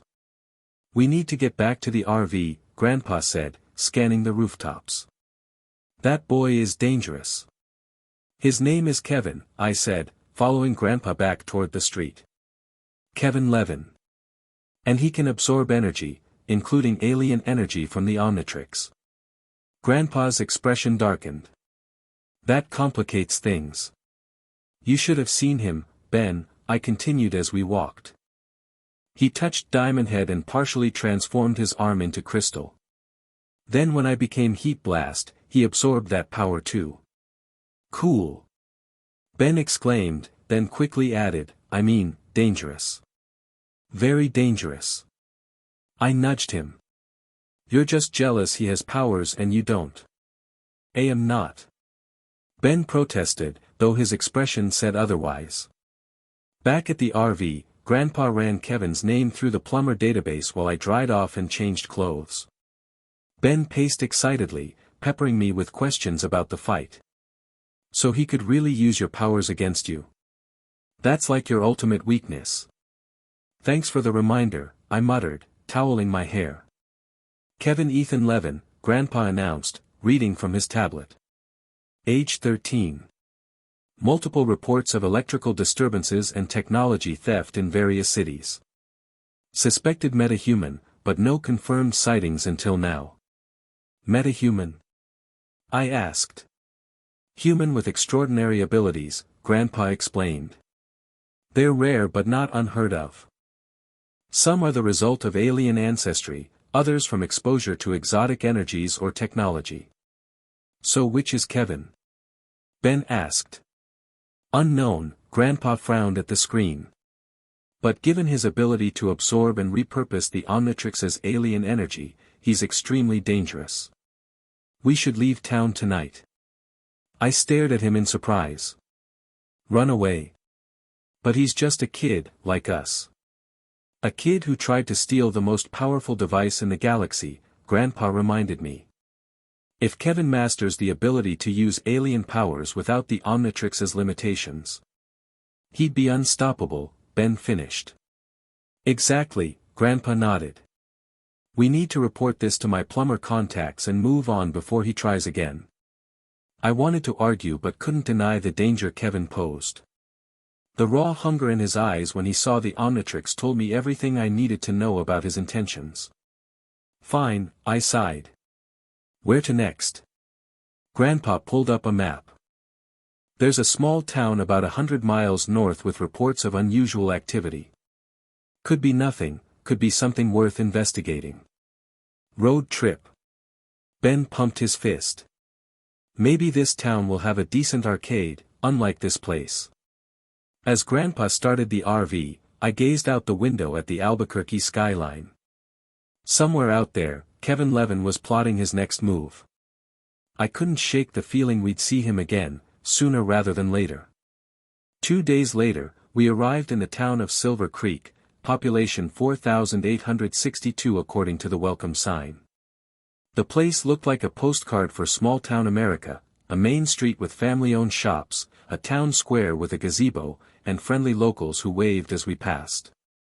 This is where the unusual activity is happening? Ben asked skeptically as we parked outside a diner. Looks boring. Appearances can be deceiving, Grandpa replied. Let's grab lunch and ask around. Inside the diner, the reception wasn't quite as friendly as the exterior suggested. Conversations hushed when we entered, and several patrons gave us suspicious looks. Not big on tourists. I whispered as we slid into a booth. They've had 3 unexplained cattle mutilations in the past month, Grandpa explained quietly. Plus strange lights at night and equipment failures. Folks are on edge. A waitress approached, her smile not reaching her eyes. Welcome to Silver Creek. What can I get you? We ordered burgers and milkshakes while Grandpa casually asked about local attractions. The waitress warmed slightly as she talked, mentioning hiking trails and a small museum. You folks might want to stay in town after dark, though, she added, lowering her voice. Some strange things been happening out on the farms lately. What kind of strange things? I asked innocently. She glanced around before leaning closer. Animals found, not right. Metal objects melted clean through. Sheriff says it's just vandals, but... She straightened up as another customer entered. Anyway, your food will be right up. Ben waited until she left before whispering excitedly, aliens. Has to be. Or kids with too much time on their hands, I countered, though I didn't believe it myself. Grandpa checked his plumber device under the table. There are trace energy readings all over town, similar to what we detected from Kevin but not quite the same. Could it be him? I asked. Possible, but unlikely. These disturbances started before our encounter with him. After lunch, we split up again, Grandpa to talk to the sheriff, Ben to check out the museum, which supposedly had a meteorite exhibit, and me to visit the library for local news archives. The town library was small but charming, with a helpful elderly librarian who directed me to their digital archives. I spent an hour scrolling through local news reports about the strange incidents. The details were disturbing, cattle found with precise surgical cuts, metal farm equipment melted with no heat source, and multiple reports of mechanical failures when certain people approached. One article included an interview with a farmer who claimed to have seen men in armor on his property the night his tractor was destroyed. Men in armor, I muttered. Forever Knights? The librarian looked up from her desk. Did you say Forever Knights? I startled, not realizing I'd spoken aloud. Oh, just something in this article. About knights. She approached, adjusting her glasses. You know, there's a local legend about knights. Goes back to the founding of Silver Creek. The original settlers claimed to have found a cavern with ancient armor and weapons. Really? I perked up. Is there anything about that in your archives? She smiled, apparently pleased by my interest. Better than that. I can show you where the cavern supposedly was. 20 minutes later, I stood with the librarian, Mrs. Peabody, as she'd introduced herself, at the edge of town, looking at a rocky hillside. Most folks think it's just a story, she explained. But my grandfather swore he found the entrance as a boy. Said it was right around here, before the mining company blasted part of the hillside away. I examined the rocky face, looking for anything unusual. Did your grandfather say what was inside? Metal men, he called them. Sleeping knights waiting for their time to rise again. Mrs. Peabody chuckled. I always thought he was just trying to scare me. But with everything happening lately. I touched the Omnitrix absently. Thank you for showing me this. I should get back to my family now. Of course, dear. Tell your grandfather Herbert says hello. I froze. Herbert? Yes, Max Herbert, isn't it? I recognized him at the diner. We went to school together, many years ago. She smiled fondly. Always getting into the strangest situations, that Max. I nodded awkwardly, making a mental note to ask Grandpa about his apparent history in a town he'd claimed we were visiting for the first time. As Mrs. Peabody walked away, I activated my plumber detector, sweeping it across the hillside. Nothing at first, then a faint ping near a cluster of boulders. I moved closer, the signal strengthening. Bingo, I whispered, examining the rocks more carefully. One boulder didn't quite match the others, slightly too regular in shape. I pushed against it experimentally and felt it shift slightly. With a determined shove, the boulder rolled aside, revealing a narrow opening barely visible in the hillside. I switched on my phone's flashlight and peered inside. A tunnel stretched into darkness, its walls smooth and clearly artificial. I should call Grandpa, I said to myself, reaching for my phone. A noise from behind made me turn. 3 figures stood there, men in silver armor with purple accents. Forever Knights. Well, one said, his voice mechanical through his helmet. A child has found our entrance. How unfortunate. I backed toward the tunnel opening, hand hovering near the Omnitrix. I was just exploring. Nothing to get excited about. That device on your wrist suggests otherwise, another knight replied, raising what looked like an energy lance. You will come with us. I activated the watch, quickly selecting XLR8. I don't think so. The transformation washed over me, and I felt the familiar rush of speed filling my veins. Before the knights could react, I zoomed past them, circling to disorient them. What manner of creature, one began. I didn't let him finish, delivering rapid-fire kicks that sent all 3 sprawling. Their armor protected them from serious damage but couldn't match my speed. Tell me what you're doing in Silver Creek, I demanded, stopping long enough for them to see me clearly. The lead knight struggled to his feet. The child transforms. It must be the Omnitrix. Correct, I confirmed, zipping around to knock him down again when he reached for his weapon. Now answer my question. We serve the Forever Knights, he replied, his voice dripping with disdain. Our mission is none of your concern, creature. When you're hurting innocent animals and destroying property, it becomes my concern, I countered, vibrating with barely contained energy. XLR8's form always made me feel impatient. One night activated something on his wrist. The ground beneath me suddenly glowed purple, and I felt my speed diminishing rapidly. A speed-dampening field, the knight explained smugly. We came prepared for many types of aliens. I tried to run but moved at merely human speed now. The knights surrounded me, weapons raised. The Forever King will be pleased, one said. The Omnitrix and the alien technology, all in one day. Alien technology? I repeated. What did you find in that cave? Something beyond your comprehension, the leader replied. Now surrender the Omnitrix, or we will take it by force. I slapped the symbol on my chest, transforming again. The knight stepped back as my body expanded into 4 arms muscular form. Let's try this again, I growled, cracking all 4 sets of knuckles. Their speed dampener useless against my new form, I charged. The knights fired energy weapons that stung but couldn't penetrate 4 arms' tough skin. I grabbed 2 knights and knocked their helmets together, then threw the third into a tree hard enough to dent his armor. Last chance, I warned. What's in the cave? The lead knight laughed despite his predicament. You're too late. Our extraction team has already secured the artifact. By nightfall, the Forever Knights will have unlimited power. A distant explosion punctuated his statement, smoke rising from somewhere inside the hillside. No, the knight cried out. The fools.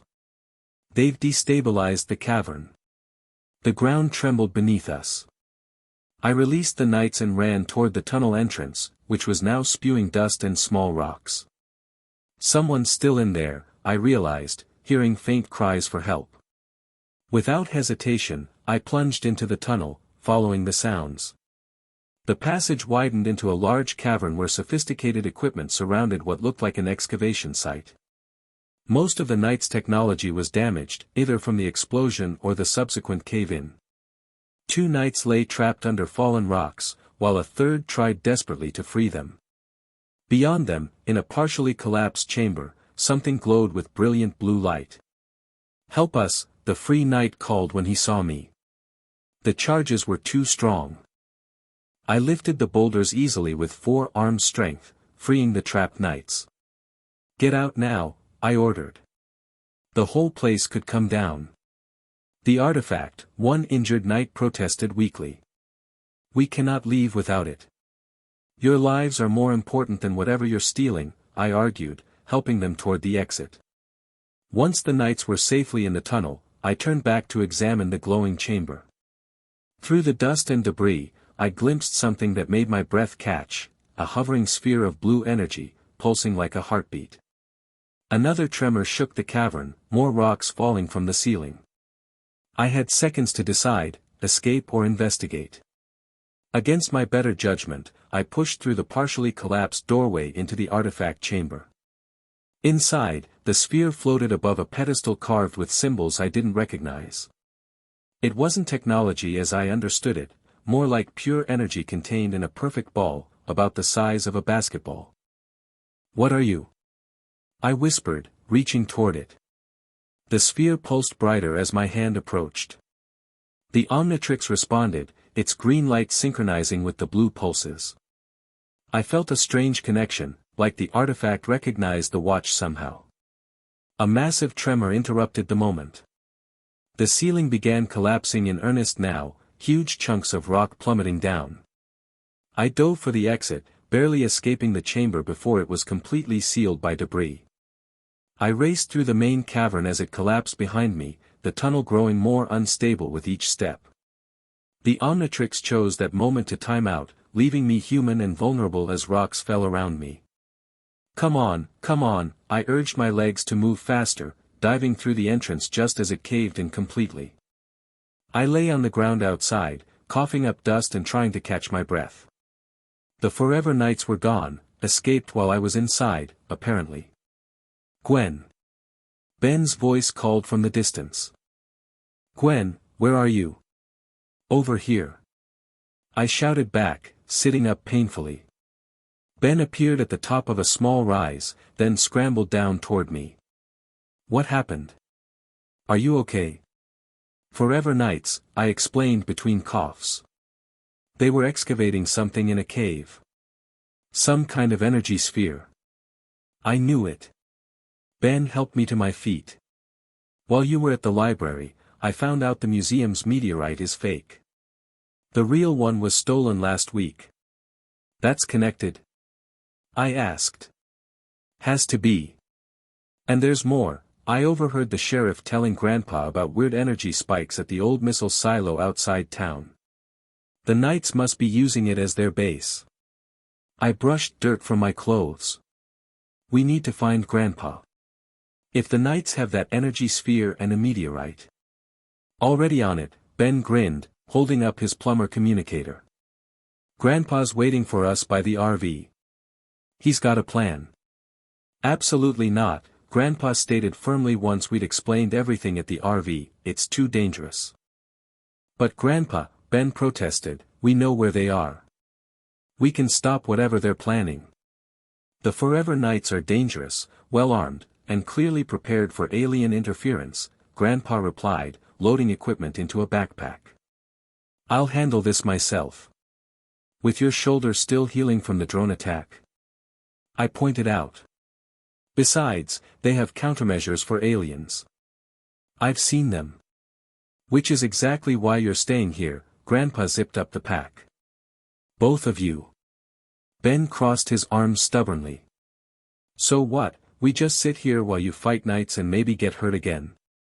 Yes, Grandpa said with finality, strapping on what looked like body armor beneath his Hawaiian shirt. That's exactly what you do. I shared a look with Ben. We both knew arguing further was pointless. Grandpa's mind was made up. Fine, I conceded. Just, be careful, okay? Grandpa's expression softened. He pulled us both into a hug. I will. Lock the RV behind me and don't open it for anyone but me. Understand? We nodded solemnly. Grandpa grabbed his pack, checked his plumber badge, and headed out. Through the window, we watched him get into a truck he'd borrowed from a local and drive away. Ben waited exactly 30 seconds after Grandpa disappeared from view. We're following him, right? Obviously, I replied, already reaching for my jacket. But we need transportation. Ben grinned. Already handled. He pointed out the window to where 2 bicycles leaned against a tree. Borrowed them from the motel owner's kids. Left a note saying we'd return them tonight. Impressive forethought, I admitted. Let's go. We grabbed the bikes and pedaled in the direction Grandpa had driven. The old missile silo was about 3 miles outside town according to Ben's research, close enough to reach quickly but far enough to be isolated. So what's the plan when we get there? Ben asked as we rode. Reconnaissance only, I replied firmly. We watch, we gather intel, we stay hidden. If Grandpa needs help, then I use the Omnitrix. Otherwise, we stay out of sight. Boring but smart, Ben conceded. I like it when you're sneaky instead of just charging in. Says the king of impulsiveness. Hey, I can be strategic. Ben protested. I'm the one who figured out where their base was. I had to give him that. In the weeks since the Omnitrix had changed our summer, Ben had developed his own skills to compensate for not having powers. He'd become surprisingly good at information gathering, improvised gadgets, and thinking outside the box. We hid our bikes in bushes near the access road to the silo and proceeded on foot. The facility looked abandoned at first glance, chain-link fence surrounding concrete buildings and the distinctive shape of a missile silo cover, all overgrown with weeds. Closer inspection revealed subtle signs of occupation, fresh tire tracks, a section of fence recently repaired, and faint lights visible through blacked-out windows. There's Grandpa's truck, Ben whispered, pointing to a vehicle partially hidden behind a storage building. We crept closer, staying low in the tall grass. A patrol of 2 knights walked the perimeter, energy lances at the ready. How do we get past them? Ben wondered. I checked the Omnitrix, fully charged and ready. I could go gray matter, slip through the fence, and, wait, Ben interrupted, pointing to a drainage pipe that ran under the fence. That looks just big enough for us to squeeze through. He was right. The concrete pipe was narrow but passable, especially for 2 skinny kids. We crawled through, emerging inside the compound with mud-stained clothes but undetected. We made our way to the main building, ducking between equipment and abandoned vehicles. Voices from inside guided us to a partially open door. Calibration nearly complete, someone was saying. The alien energy source is compatible with the meteor fragments. And what of the intruder? A different voice asked. Still searching the lower levels, sir. One man, armed with unusual technology. I glanced at Ben. Grandpa's inside, being hunted. We need to help him, Ben replied. Remember the plan, I whispered. Reconnaissance first. We slipped inside, finding ourselves in what had once been an administration area. Following the voices led us to a balcony overlooking a massive room, the main silo, converted into a laboratory. Below, at least 20 knights worked around a central platform where the blue energy sphere now sat connected to complex machinery. Beside it, fragments of a dark meteor glowed with purple energy. That must be what they stole from the museum, Ben whispered. I nodded, taking in the scene. They're combining the sphere's energy with the meteor. But why? My question was answered a moment later when a knight in more elaborate armor entered, flanked by guards. The Forever King demands progress, he announced. Is the weapon ready? Nearly, sir, replied a technician. The alien power source amplifies the meteor's radiation exponentially. Once fully charged, it will generate an energy wave capable of disabling all electronics within a 100-mile radius. Except our shielded equipment, the commander added with satisfaction. Silver Creek will be the beginning. Once we demonstrate the weapon's power, the government will have no choice but to recognize the Forever Knights as a sovereign power. They're building an EMP, I realized aloud. Too loud, a guard below looked up, spotting us on the balcony. Intruders. So much for reconnaissance, Ben muttered as alarms blared. Knights rushed toward the stairs leading to our position. I activated the Omnitrix, selecting Stinkfly, a form I rarely used but perfect for carrying Ben to safety. The transformation complete, I grabbed Ben with my insect legs. Hold on. We took off, flying across the silo interior as energy bolts from night weapons sizzled past us. My 4 wings buzzed frantically as I dodged obstacles and attacks. There. Ben pointed to a metal walkway where a familiar figure crouched behind cover, exchanging fire with knights below. Grandpa. I called, swooping down. He looked up, expression shifting from shock to anger to resignation in seconds. I told you to stay at the RV. Lecture us later, I replied, landing beside him. What's the plan? Grandpa sighed, accepting our presence. The Knights are using alien technology to build a massive EMP device. I need to shut it down before they activate it. They're combining an energy sphere with meteor fragments, Ben explained. We saw the whole setup. The sphere is galvanic mechamorph energy, Grandpa said. Incredibly powerful and dangerously unstable when combined with the meteor's radiation. In English? Ben requested. If they lose control, it won't just disable electronics, it could vaporize half the county. A barrage of energy bolts interrupted our conversation, forcing us deeper into cover. I need to reach the control console, Grandpa pointed to a station across the silo floor. But there's too many of them. I'll create a diversion, I offered, my stinkfly form perfectly suited for the task. Too risky, Grandpa shook his head. That form is vulnerable to their weapons. Then we need a better plan, Ben said, surveying the scene below. His eyes narrowed in concentration, the same look he got during chess matches when calculating several moves ahead. "The sprinkler system," he said suddenly. "Stinkfly's slime is highly flammable, right?" I nodded, catching his drift. "And the knights are wearing metal armor." "Exactly," Ben grinned. "You spray the ceiling, I shoot this." He pulled a small energy pistol from Grandpa's pack, at the sprinklers. "Water conducts electricity, and their own weapons will become a hazard." Grandpa looked impressed. "That might work. But you'll need a clear shot at the ceiling." "Leave that to me," I replied, taking off before they could object. I zoomed toward the center of the room, drawing fire from the knights below. Dodging energy bolts, I sprayed sticky, flammable slime across the ceiling, focusing on areas around sprinkler heads. "Now, Ben," I called, diving back toward cover.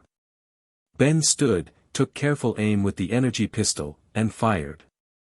The blast ignited my slime, flames spreading rapidly across the ceiling. Within seconds, the sprinkler system activated, raining water down on the entire facility. The knights' energy weapons sputtered and sparked in the water, some shorting out completely. Those that discharged sent electricity racing through their owner's metal armor, creating chaos on the floor. "Go!" I urged Grandpa, who sprinted toward the control console while the knights were distracted. I flew cover, spitting slime at any knight who recovered enough to aim at Grandpa. Ben continued firing small, precise shots from our position, keeping the enemy disorganized. Grandpa reached the console and immediately began working, his fingers flying over the controls. The blue sphere pulsed faster as he interfered with its programming. "Surrender, plumber." The elaborate armored commander appeared from a side door, aiming a different weapon, one that looked significantly more powerful than the standard lances. "That's a null-void projector," Grandpa muttered. "Modified, but definitely alien tech." "Step away from the console," the commander ordered. "Or I'll send you to a dimension from which there is no return." Grandpa raised his hands slowly, stepping back. "You don't understand what you're dealing with, Driscoll. The energy is becoming unstable." "Forever King Driscoll to you," the commander corrected. "And we understand perfectly. The power we've harnessed will return humanity to its rightful place, free from alien influence." I flew closer, preparing to intervene, when movement by the energy sphere caught my attention. The blue glow had intensified, pulsing erratically. The meteor fragments were now vibrating, emitting purple sparks that arced toward the sphere. "It's destabilizing," Grandpa shouted. "Everyone clear the area." The knights hesitated, looking to their leader for orders. King Driscoll ignored the warning, keeping his weapon trained on Grandpa. "Typical plumber lies," he sneered. "The device is functioning exactly as," his words were cut short as the sphere flashed blindingly bright. Energy arced outward, striking nearby equipment and knights. The entire facility trembled. "We need to contain it," Grandpa yelled, diving back toward the console despite the danger.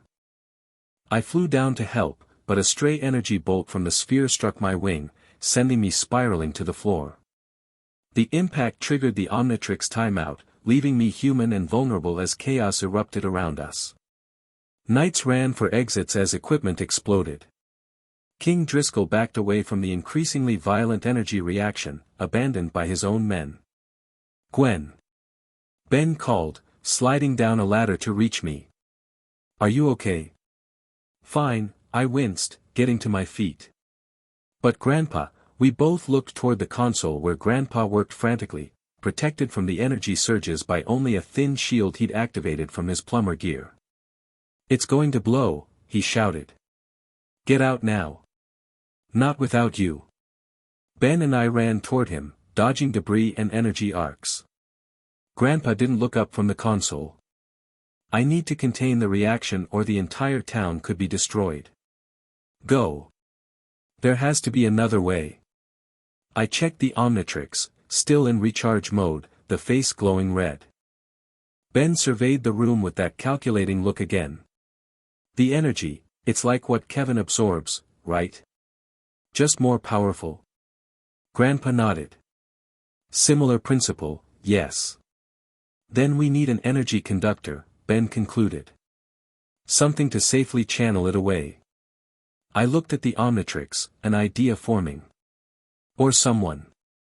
No, Grandpa said firmly, understanding immediately. Too dangerous. We don't know if the Omnitrix can handle this type of energy. Do we have a choice? I countered. Besides, it reacted to the sphere earlier. There's a connection. The facility shook violently, sections of ceiling collapsing. The sphere now hovered freely, its containment field completely failed, energy whipping outward like solar flares. Even if it worked, the watch is still recharging, Ben pointed out. I took a deep breath.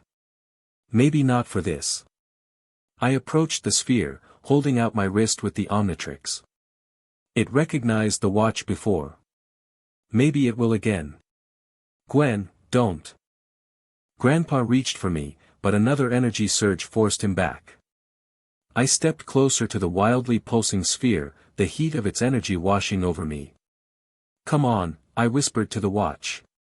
Work with me here. The Omnitrix's red glow shifted to purple as I approached, seeming to respond to the sphere's energy. When I was just a few feet away, a tendril of blue energy reached out like a curious finger, touching the watch face.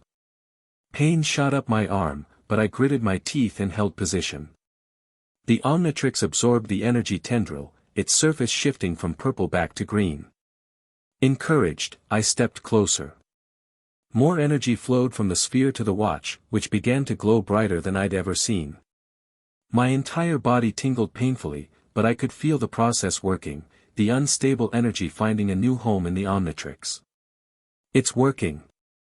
Ben called from behind me. The readings are stabilizing. The sphere diminished as the Omnitrix absorbed its power, shrinking from basketball size to softball to golf ball. The violent energy arcs receded, the facility's shaking subsided. When the sphere was no larger than a marble, the energy flow reversed. Now the Omnitrix pulsed, sending green energy into what remained of the blue orb. There was a final flash of light, and the sphere disappeared entirely. I staggered backward, the Omnitrix now glowing steady green again but feeling hot against my skin. Gwen. Grandpa caught me before I fell. Are you alright? I think so, I managed, though my entire body ached. Did it work? The energies contained, Grandpa confirmed, examining the watch carefully. The Omnitrix absorbed it completely. Is that good? Ben asked hesitantly. Grandpa frowned. I'm not sure. The watch was designed to store DNA, not raw energy. We'll need to monitor for any side effects. A rumble reminded us the facility was still structurally compromised. Time to leave, Grandpa decided, helping me toward the exit while Ben gathered what equipment he could salvage. We made it outside just as the central building collapsed inward, dust billowing out entrances. The Knights had fled completely, their vehicles gone from the compound. The Forever Knights will be back, Grandpa said grimly as we walked toward his truck. And they won't forget what happened here. Let them come, Ben replied confidently. Team Tennyson is ready. I nodded, though my attention was on the Omnitrix. It looked normal, but something felt different, a subtle vibration, a new warmth. Whatever the sphere had been, part of it now lived within the watch. And somehow, I knew this change would matter soon. Back at the RV, Grandpa insisted on running every scan possible on both me and the Omnitrix. After an hour of tests, he finally relaxed slightly. Your readings are normal, he announced, putting away his equipment. And the Omnitrix appears stable, though there are energy signatures I don't recognize. So I'm not going to explode? I asked half-jokingly. Not today, Grandpa smiled, though concern lingered in his eyes. But we should contact someone who knows more about the Omnitrix than I do. You mean its creator? Ben asked from where he lounged on the RV couch. The Azimuth guy you mentioned? Finding Azimuth is complicated, Grandpa replied diplomatically. But I know others who might help. He stepped outside to make what I assumed was another secret plumber call, leaving Ben and me alone in the RV. So, Ben grinned, considering you absorbed an alien energy sphere that nearly vaporized a town, how do you feel? Weirdly normal, I admitted, examining the watch. But also, different. Like the Omnitrix and I are more connected now. You think it gave you new aliens? Ben asked eagerly. I don't know. Maybe. I activated the watch, cycling through the alien silhouettes. They looked the same as before, but I couldn't shake the feeling something had changed. Only one way to find out, Ben suggested, nodding toward the door. Quick test while Grandpa's busy.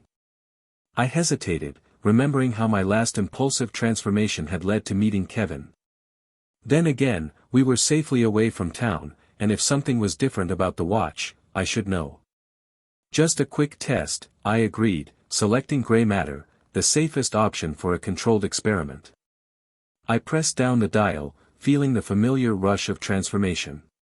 But immediately I sensed something different, the energy flowed more smoothly, the change happening faster than before. When it completed, I stood as gray matter but felt, enhanced somehow. Whoa, Ben breathed, staring at me. You look different. Different how? My voice was still gray matter's high pitch, but with a slight resonance it hadn't had before. You're glowing a little. Like, a blue outline around your body. I examined my gray arms, noting the faint blue aura Ben described. Fascinating. The mechamorph energy appears to have integrated with the transformation process, creating a hybrid state with enhanced capabilities. English, please. The energy sphere boosted my alien forms, I simplified. At least, that's my hypothesis. To test the theory, I focused on a small radio on the counter. Previously, gray matter's abilities were limited to enhanced intelligence and small size. Now, I felt something new, a connection to the electronic device. I reached out, and to both our surprise, blue energy arced from my fingertips to the radio. It sparked to life, playing music without being turned on. That's definitely new, Ben commented. Indeed. The galvanic mechamorph energy has granted me limited technopathic abilities within this form. I wonder if other transformations have been similarly affected. I slapped the Omnitrix symbol, changing to Diamond Head. The transformation felt smoother than ever, and again a faint blue aura surrounded my crystalline body. Still glowing, Ben confirmed. I focused on my arm, willing it to form the usual crystal blade. It responded faster than before, and the blade now had blue energy coursing through it. Enhanced response time and energy conductivity, I noted. The changes appear consistent across forms. This is so cool. Ben exclaimed. You just got a major power-up. Before I could test further, Grandpa re-entered the RV. He stopped short at the sight of my glowing diamond head form. I thought we agreed to wait on transformations until we knew the effects of the energy absorption, he said, his tone measured but clearly disapproving. Sorry, I changed back to human immediately. But look. The sphere's energy enhanced the Omnitrix somehow. Grandpa sighed, looking more tired than angry. I figured something like this might happen. The energy was compatible with the Omnitrix's technology. He sat down heavily. Which makes our next steps more complicated. What do you mean? I asked. I just spoke with an old colleague. The energy sphere you absorbed was no accident. The Forever Knights found it while excavating alien ruins, yes, but they were directed there. By who? Ben asked. By someone who wanted the sphere found and used, Grandpa replied grimly. Someone who knew the Knights wouldn't be able to control it, and that we'd likely intervene. A trap? I suggested. More like a delivery system, Grandpa corrected. My colleague believes the sphere was meant for the Omnitrix all along. The implications sank in slowly. Someone engineered this whole situation, to upgrade the watch. It appears that way, Grandpa nodded. The question is, who? And why make the process so dangerous? Maybe they didn't have a choice, Ben suggested. Maybe this was the only way to get the energy to Gwen. We sat in silence, considering the possibilities. Finally, Grandpa stood up. We need to keep moving, he decided. Whoever orchestrated this knows where we are, and the Forever Knights will regroup eventually. We'll head east tomorrow. What about Silver Creek? I asked. The people here could still be in danger. I've alerted other plumbers in the region. They'll monitor the situation. Grandpa began preparations for departure. You two get some sleep. It's been a long day. Later, lying in my bunk while Ben snored softly across the RV, I stared at the Omnitrix. Its familiar green glow now seemed to pulse slightly, like a heartbeat. Whatever had changed within it, whatever power it now contained, one thing was certain: someone had gone to extraordinary lengths to make it happen. But why? And what did it mean for my ability to control the watch? The power-up seemed beneficial, but I'd learned that when it came to the Omnitrix, appearances could be deceiving. I closed my eyes, trying to quiet my racing thoughts. Tomorrow would bring new challenges, new towns, and possibly new enemies. I needed rest. Just as I drifted toward sleep, the Omnitrix emitted a soft beep, different from its usual sounds. My eyes snapped open to see the watch face briefly flash blue before returning to green. What now? I whispered. But the watch remained silent, offering no answers to the questions multiplying in my mind. 3 days and 200 miles later, we stopped for supplies in a city large enough to get lost in, exactly what Grandpa wanted after the events in Silver Creek. While he shopped for mysterious plumber equipment at specialty electronics stores, Ben and I explored a massive shopping mall. Do you think we lost them? Ben asked as we browsed a comic book store. The Knights, I mean. Maybe temporarily, I replied, flipping through a superhero comic with newfound professional interest. But Grandpa seems to think they're persistent. And what about Kevin? Think he's still looking for us too? The question made me uncomfortable. Despite our brief, hostile encounter, I couldn't help feeling a strange connection to Kevin Levin. We were both kids dealing with powers we hadn't asked for. The difference was in how we'd chosen to use them. Probably, I admitted. He seemed pretty interested in the Omnitrix. Well, let him try something. Ben made karate chops in the air. Now that your aliens are all supercharged, you'll kick his butt even faster. I wasn't so sure. Kevin had demonstrated intelligence and resourcefulness alongside his powers. If he'd been dangerous before, knowing about the Omnitrix would only make him more determined. Speaking of the watch, Ben continued, lowering his voice, have you tested the other aliens since the power-up? Not yet, I admitted. Grandpa wants me to wait until we're somewhere remote again. Since when do we listen to Grandpa about the Omnitrix? Ben raised an eyebrow. Come on, aren't you curious? Of course I am, I hissed. But maybe he's right to be cautious. We don't know what the energy did to. My sentence cut short as the Omnitrix suddenly beeped loudly, its face flashing between green and blue. What's it doing? Ben asked, eyes wide. I don't know. I covered the watch with my other hand, looking around to make sure no one had noticed. It's never done this before. The beeping grew louder, impossible to muffle. Other shoppers were starting to stare. I grabbed Ben's arm and pulled him toward the exit. We need to get somewhere private, I whispered urgently. We hurried through the mall, the watch's beeping attracting unwanted attention. I pulled my sleeve down to cover it, but the glow was visible even through the fabric. There, Ben pointed to a service corridor marked, Employees Only. We ducked inside just as the beeping reached a crescendo. The watch face suddenly projected a hologram, a three-dimensional map showing our current location and a pulsing dot about 2 miles away. Is it tracking something? Ben asked. Before I could answer, the hologram changed to show a familiar silhouette, one of my alien forms, XLR-8, then quickly cycled through others, 4 arms, diamond head, stinkfly. It's like it's suggesting which alien to use, I realized. For what? The hologram returned to the map, the pulsing dot now moving rapidly toward our location. I think we're about to find out, I said grimly. Call Grandpa. Tell him to meet us at the north entrance. The watch stopped beeping abruptly, the hologram disappearing. In its place, the face glowed steady green again, but with a subtle blue undertone I hadn't noticed before. Something's coming, I said with certainty. Something the Omnitrix recognizes. We left the service corridor, walking quickly toward the north entrance while Ben tried to reach Grandpa on his plumber communicator. No answer, Ben reported.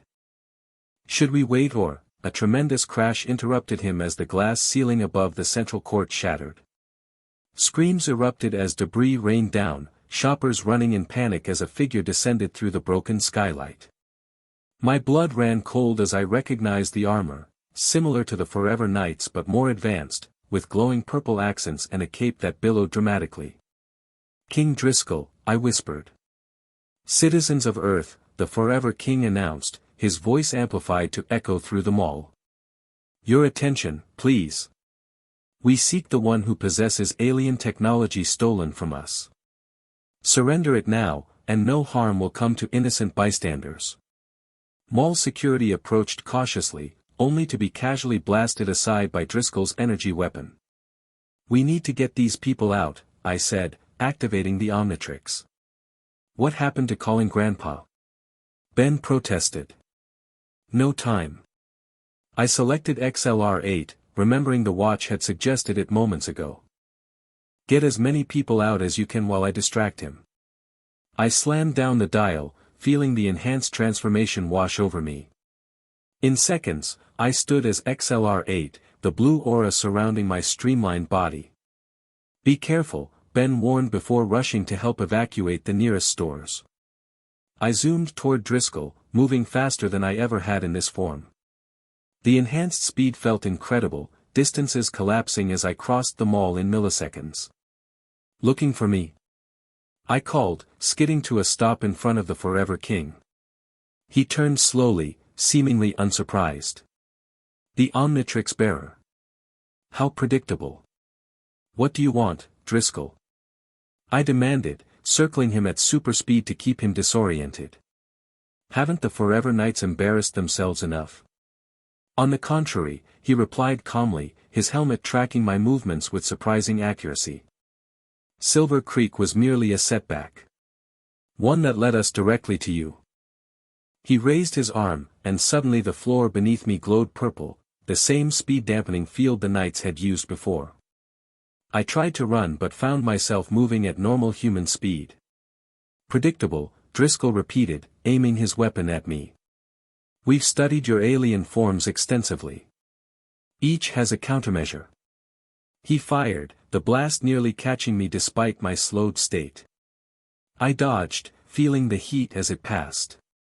Then let's try something you haven't planned for, I slapped the Omnitrix symbol, transforming again. This time I became Ripjaws, an alien form I rarely used due to its need for water. But the mall had something perfect, a large decorative fountain in the central court. I dived into the water, feeling strength flow through my fish-like body, enhanced by the blue aura. From below the surface, I saw Driscoll approach cautiously. Another predictable choice, he commented, activating a device on his armor. The water around me suddenly began to heat rapidly, turning from comfortable to scalding in seconds. I burst from the fountain, gasping as steam rose from my amphibious skin. How are you countering every form so quickly? We had help, Driscoll replied smugly. From someone who knows the Omnitrix quite well. A familiar voice called from behind the Forever King. Hey there, Gwen. Miss me? Kevin Levin stepped into view, hands glowing with blue energy and a smirk on his face. Kevin. I gasped. You're working with the Forever Knights. More like consulting, he shrugged. They wanted Omnitrix expertise, and I wanted another shot at you. Win-win. I transformed again, this time to Heat Blast, neutralizing the disadvantage of being wet. You told them how to counter my aliens. Not all of them, Kevin replied. Just the ones I've seen. But don't worry, I gave them some educated guesses about the others. Driscoll raised his weapon again. Surrender the Omnitrix, child. You're outmatched and outnumbered. As if on cue, more knights entered through various mall entrances, forming a perimeter around us. Shoppers had mostly evacuated, though I spotted Ben helping a mother with children toward an exit. I'll never give you the Omnitrix, I declared, flames growing hotter around my body. Then we'll take it, Driscoll signaled his knights, who all activated similar dampening fields. My flames diminished despite my efforts to maintain them. I backed toward the fountain, trying to keep both Kevin and Driscoll in view. Why are you doing this, Kevin? I asked. You know what they are, humans who hate aliens. What happens when they decide your powers make you a target too? Kevin's smirk faltered slightly. I can take care of myself. Besides, they're paying well. With what? The technology they steal. I challenged. How long before they steal from you? Enough talk, Driscoll interrupted. Secure the Omnitrix. Knights moved in from all sides. I transformed again, cycling through to Diamond Head, hoping the crystalline form could resist their dampening technology. The blue aura around my Diamond Head body pulsed brighter than before, and I felt something new, a resistance to the dampening field. My powers diminished but didn't fail completely. The energy absorption, I realized aloud. It protected the Omnitrix. I slammed my fists into the ground, crystal spikes erupting in all directions, forcing the knights back. Blue energy coursed through the crystals, making them stronger and sharper than before. Impossible, Driscoll muttered. The field should neutralize all alien technology. Guess you didn't account for recent upgrades, I replied, forming crystal blades on both arms. Kevin stepped forward. Let me handle this. He touched one of my crystal formations, absorbing both the material and the blue energy flowing through it. His arm transformed into crystal with the same blue aura. Thanks for the power-up, he grinned. Works for me too. He charged, crystal arm morphed into a blade that matched mine. We clashed in the center of the court, strength against strength. To my surprise, we were evenly matched despite his larger size. You don't have to do this, Kevin, I said as we grappled. You're not like them. You don't know anything about me, he growled, pushing harder. I know you're a kid with powers you didn't ask for, I countered. Just like me. Something flickered in his eyes, doubt, perhaps. But before our conversation could continue, Driscoll fired his weapon at both of us. Enough delays. Knights, use the neural disruptors. The knights raised new weapons, firing nets made of energy similar to what the drone had used weeks ago. I dodged two but a third caught my leg, sending painful shocks through my body. Kevin had leapt clear, watching from a distance as more nets flew toward me. I sliced through one with a crystal blade but three more entangled me, the combined shock forcing me to my knees. The dampening field weakened her enough, Driscoll approached, a different device in hand. Now for the extraction process. Extraction? Kevin asked, suddenly concerned. You said you'd just take the watch. A figure of speech, Driscoll dismissed him. Stand aside, boy. Through the pain of the neural nets, I saw uncertainty cross Kevin's face. Whatever he'd expected, this wasn't it. You said no one would get hurt, Kevin argued. That's why I helped you find her.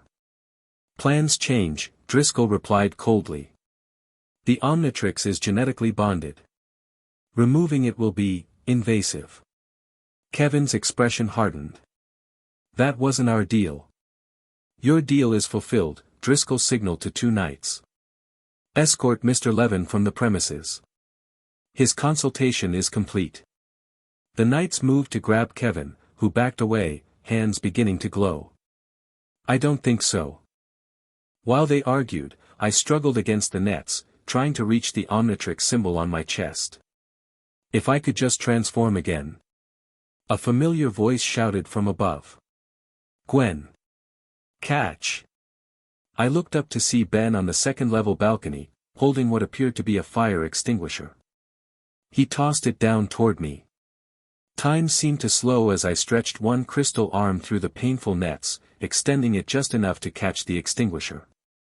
In the same motion, I hurled it toward the nearest dampening field generator. The impact caused a small explosion, disabling that generator. Immediately, I felt a portion of my strength return. I formed crystal shards and fired them at the other generators, destroying 2 more before the knights could react. Stop her. Driscoll ordered, aiming his weapon. Kevin, seeing his opportunity, grabbed the Forever King's arm. I said, that wasn't our deal. He absorbed energy directly from Driscoll's armor, causing it to short out temporarily. Driscoll staggered back, his weapon powering down. With most dampening fields disabled, I summoned enough strength to shatter the neural nets. Free again, I launched crystal projectiles at the remaining knights, pinning several to walls or floors with crystal formations. Ben. I called upward. Get to safety. Already working on Plan B, he replied, disappearing from view.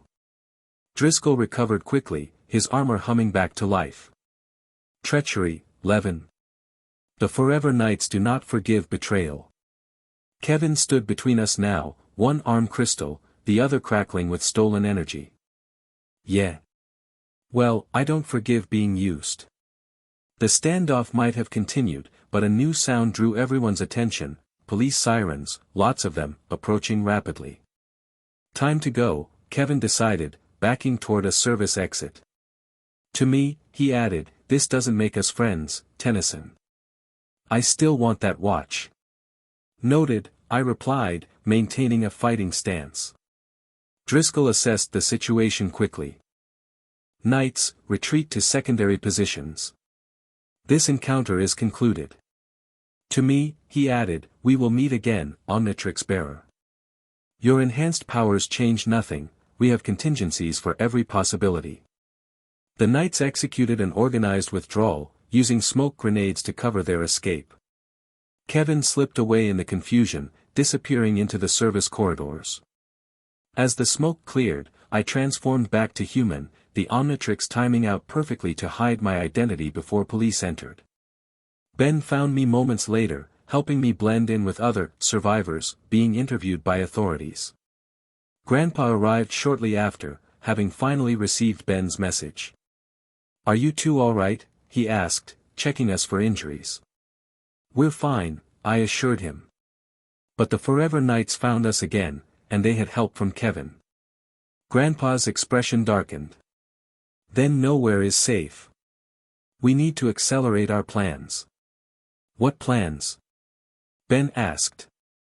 Instead of answering, Grandpa led us quickly back to the RV, checking constantly for surveillance. Only when we were safely inside and moving did he explain. We're meeting someone who can help us understand what's happening with the Omnitrix. A specialist who's worked with similar technology. Another plumber? I asked. Not exactly, Grandpa replied cryptically. Let's just say she has personal experience with things not of this world. Ben and I exchanged curious glances. And where do we find this mystery woman? Ben asked. Grandpa checked his GPS, about a day's drive from here. A place called Bellwood. The name meant nothing to me then, but I would soon learn that Bellwood wasn't just any town, it was a nexus of alien activity on Earth, and possibly the one place where the secrets of the Omnitrix might finally be revealed.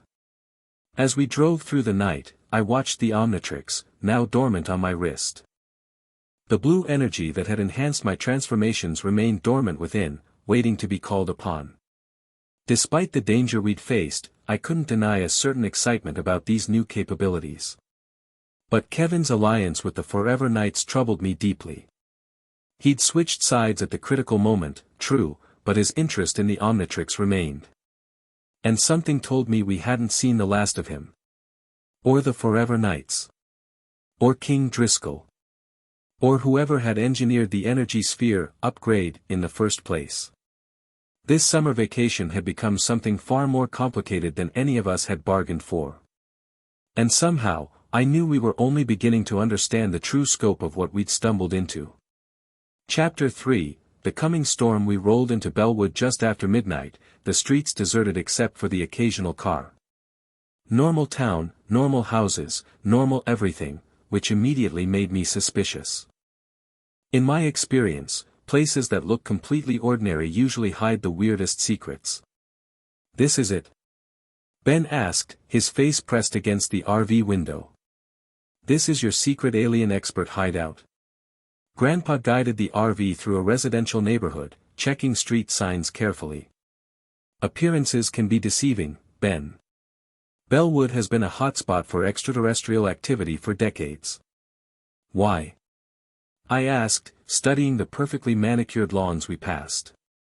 "Confluence of ley lines, underground alien tech buried centuries ago, random cosmic accident, depends who you ask," Grandpa replied. "The plumbers established a base here in the 1950s, but most of our operations moved elsewhere in the 90s. He turned down a cul-de-sac and parked in front of a modest two-story home with blue shutters. Nothing about it screamed, "alien expert." "We're meeting your friend here." I checked the time. At 12:30 a.m. "She keeps unusual hours." Grandpa shut off the engine and turned to face us. "Before we go in, there's something you should know. Verdona isn't typical." "Is she an alien?" Ben asked eagerly. "Not exactly. She's human, mostly, but," Grandpa seemed uncharacteristically hesitant. "She has abilities beyond normal humans. And a unique perspective that might help us understand the changes to the Omnitrix." I glanced at the watch, which had been suspiciously quiet since the mall incident. "As long as she doesn't try to cut my arm off to get it, I'm in." Grandpa led us to the front door and knocked a complicated pattern that was definitely some kind of code. Moments later, the door swung open, revealing a woman who looked to be in her late 40s with striking red hair and piercing green eyes. "Maxwell Tennyson," she said, her voice carrying an accent I couldn't place. "Still driving that rust bucket, I see." "Verdona." Grandpa actually looked nervous. "Thank you for agreeing to meet us." Her eyes shifted to Ben and me, examining us with unsettling intensity. "So these are the grandchildren." The resemblance is clear, especially the girl. Her gaze fixed on the Omnitrix. "And that's the device you mentioned." "Fascinating. Can we continue this inside?" Grandpa asked, glancing around the dark street. Verdona stepped aside. "Of course.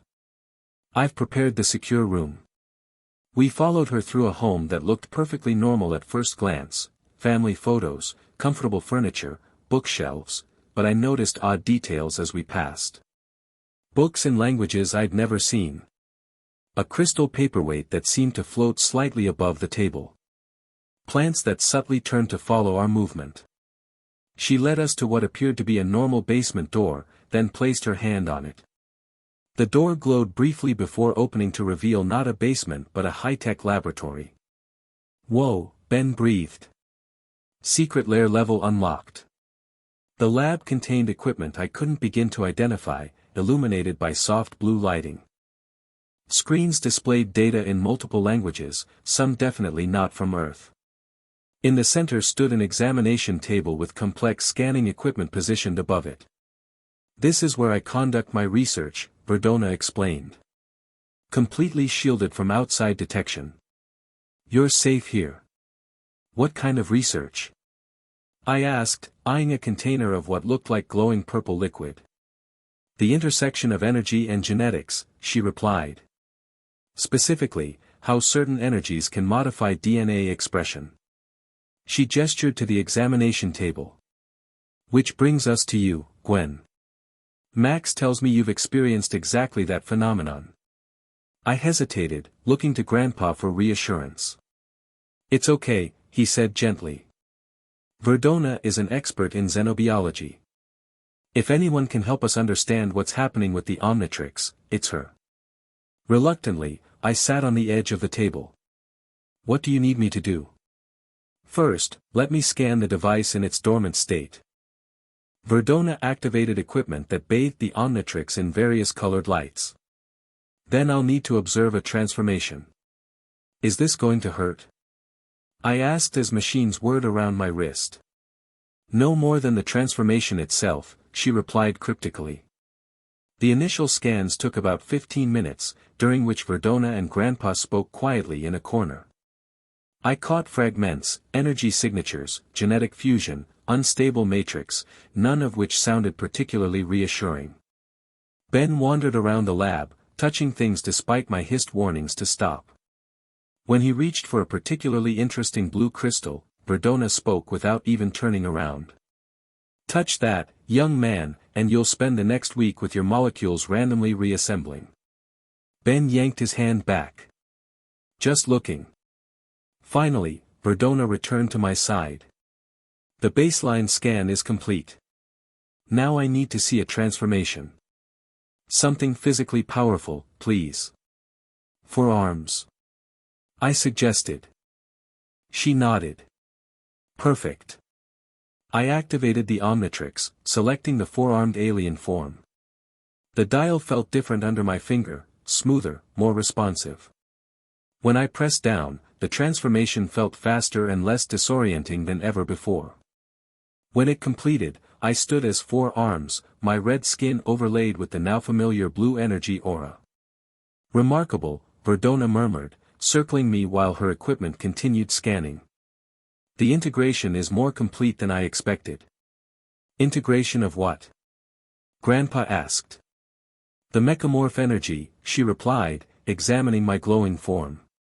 It's not just enhancing the transformations, it's actually rewriting parts of the Omnitrix coding to optimize each form. Is that good? I asked. Potentially. Verdona touched my arm, seemingly unafraid of my alien strength. But it raises questions about the long-term stability of the device. She ran several more tests, asking me to transform into different aliens, gray matter, XLR-8, Diamondhead. Each time, the blue aura manifested, and each time her equipment gathered more data. After the final transformation back to human, Verdona studied her screens intently. Well? Grandpa prompted after several minutes of silence. She turned to face us, her expression serious. The mechamorph energy has fundamentally altered the Omnitrix, but not in the way I initially feared. Rather than destabilizing it, the energy has accelerated an integration process that was likely meant to happen gradually over years. Integration between what? I asked. Between you and the device. Verdona sat down, choosing her words carefully. The Omnitrix was designed to bond with its user at a genetic level, but usually that bonding takes place slowly, over many transformations. The energy sphere forced that process to accelerate dramatically. So the watch and I are more connected now. I looked at the Omnitrix, which seemed so innocuous on my wrist. Yes, and that connection is affecting both of you. The watch is adapting to your specific genetic code, optimizing transformations for your physiology. And you, she hesitated. Me what? I prompted, suddenly anxious. You're developing a connection to the Omnitrix beyond the physical bond. A psychic link, for lack of a better term. That explains the warning at the mall, Ben interjected. The watch knew the forever nights were coming. Verdona nodded. Precisely. The Omnitrix possesses a rudimentary AI, designed to protect both itself and its wielder. The enhanced connection has strengthened that protective function. But why would someone deliberately cause this acceleration? Grandpa asked. Who benefits from forcing the bonding process? That, Verdona said grimly, is the most concerning question. Because whoever engineered this situation has essentially guaranteed that removing the Omnitrix is now nearly impossible without severe consequences for Gwen. The room fell silent as we absorbed this information. What kind of consequences? I finally asked, though I wasn't sure I wanted the answer. At minimum, genetic instability. At worst. She didn't finish the sentence. So I'm stuck with it, I concluded. Forever. Not necessarily forever, Verdona amended. But certainly for the foreseeable future. And whoever arranged this knows that. Vilgax, Grandpa muttered. It has to be. This is exactly his style, making sure the Omnitrix can't be separated from Gwen without destroying it. Vilgax. Verdona's eyebrows rose. You believe he's involved? We've already encountered one of his drones, Grandpa explained. And the targeting pattern matches his previous operations. Verdona's expression darkened. Then you're in even greater danger than I thought. Vilgax doesn't give up once he's selected a target. Why does he want the Omnitrix so badly? I asked. Power, Grandpa replied simply. The Omnitrix is the most powerful device in the galaxy. In Vilgax's hands, it would make him unstoppable. But what about the Forever Knights and Kevin? Ben asked. How do they fit into this? Pawns, most likely, Verdona said dismissively. Distractions to test the Omnitrix's capabilities while Vilgax prepares his real move. So what do we do? I asked, suddenly feeling the weight of the watch on my wrist more acutely. Verdona and Grandpa exchanged a look I couldn't interpret. There are options, Verdona said carefully. Ways to protect you, at least temporarily. What kind of options? Grandpa asked suspiciously. I could teach Gwen certain techniques. Defenses against mental intrusion, energy manipulation, basic shields. Whoa, wait, I interrupted. What are we talking about here? Verdona smiled enigmatically. Magic, dear. Or what humans call magic. In reality, it's the manipulation of fundamental energy fields that permeate reality. I stared at her in disbelief. You're saying magic is real? And you can teach me? I'm saying you already have the capacity, she replied. The Omnitrix has merely awakened what was always there. Grandpa stepped forward. Verdona, we agreed, circumstances have changed, Max, she cut him off. Vilgax is involved now. The children need every advantage. Hello? Ben waved his hand. What about me? Do I get cool magic powers too? Verdona studied him thoughtfully. Your path lies elsewhere, young Benjamin. But no less important. Great, Ben muttered. More cryptic adult talk. It's late, Grandpa announced firmly. We should get some rest and continue this discussion in the morning. You can stay here, Verdona offered. I have guest rooms prepared, completely secure. Grandpa hesitated, then nodded. Thank you. We appreciate the hospitality. As we followed Verdona back upstairs, I caught Grandpa's arm. You know her. Really know her. Who is she to you? He sighed deeply. It's complicated, Gwen. And not a story for tonight. The mystery would have to wait, it seemed. But as Verdona showed us to our rooms, I couldn't shake the feeling that the connection between her and Grandpa went far deeper than old colleagues, and might explain a lot about why the Omnitrix had chosen me. I woke to sunlight streaming through unfamiliar curtains and the smell of coffee. For a moment, I forgot where I was, reaching instinctively for my bunk in the RV. Then yesterday's events came rushing back, Bellwood, Verdona, the revelations about the Omnitrix. The watch itself seemed to respond to my awakening, its face glowing briefly as if acknowledging my consciousness. That new awareness was still unnerving, but I was starting to accept it as part of my new reality. After showering and changing into fresh clothes Verdona had somehow provided in exactly my size, I followed the coffee smell downstairs. I found Ben already at the kitchen table, devouring pancakes while Grandpa and Verdona spoke in hushed tones near the window. "Morning," I announced, making them both jump slightly. "Gwen." Grandpa forced a smile that didn't reach his eyes. "Sleep well?" "Fine, thanks." I glanced between them. "Did I interrupt something?" "Not at all," Verdona replied smoothly. "Hungry?" "I made pancakes." "They're awesome," Ben confirmed through a mouthful. "Way better than Grandpa's cooking." I took a seat and accepted a plate, watching Grandpa and Verdona carefully. Something had changed between them since last night, a new tension in their interaction. "So," I began casually, "about those techniques you mentioned." Verdona's eyes lit up. "Yes. We should begin as soon as possible. Your energy signature is particularly compatible with several protection methods I've developed." "Hold on," Grandpa interjected. "We still need to discuss the broader strategy. Protection spells won't help if Vilgax launches a full assault." "No, but they might buy enough time to escape one," Verdona countered. She turned to me. "How familiar are you with meditation, Gwen?" "I do yoga sometimes," I offered uncertainly. "Perfect starting point. After breakfast, we'll begin with basic centering exercises."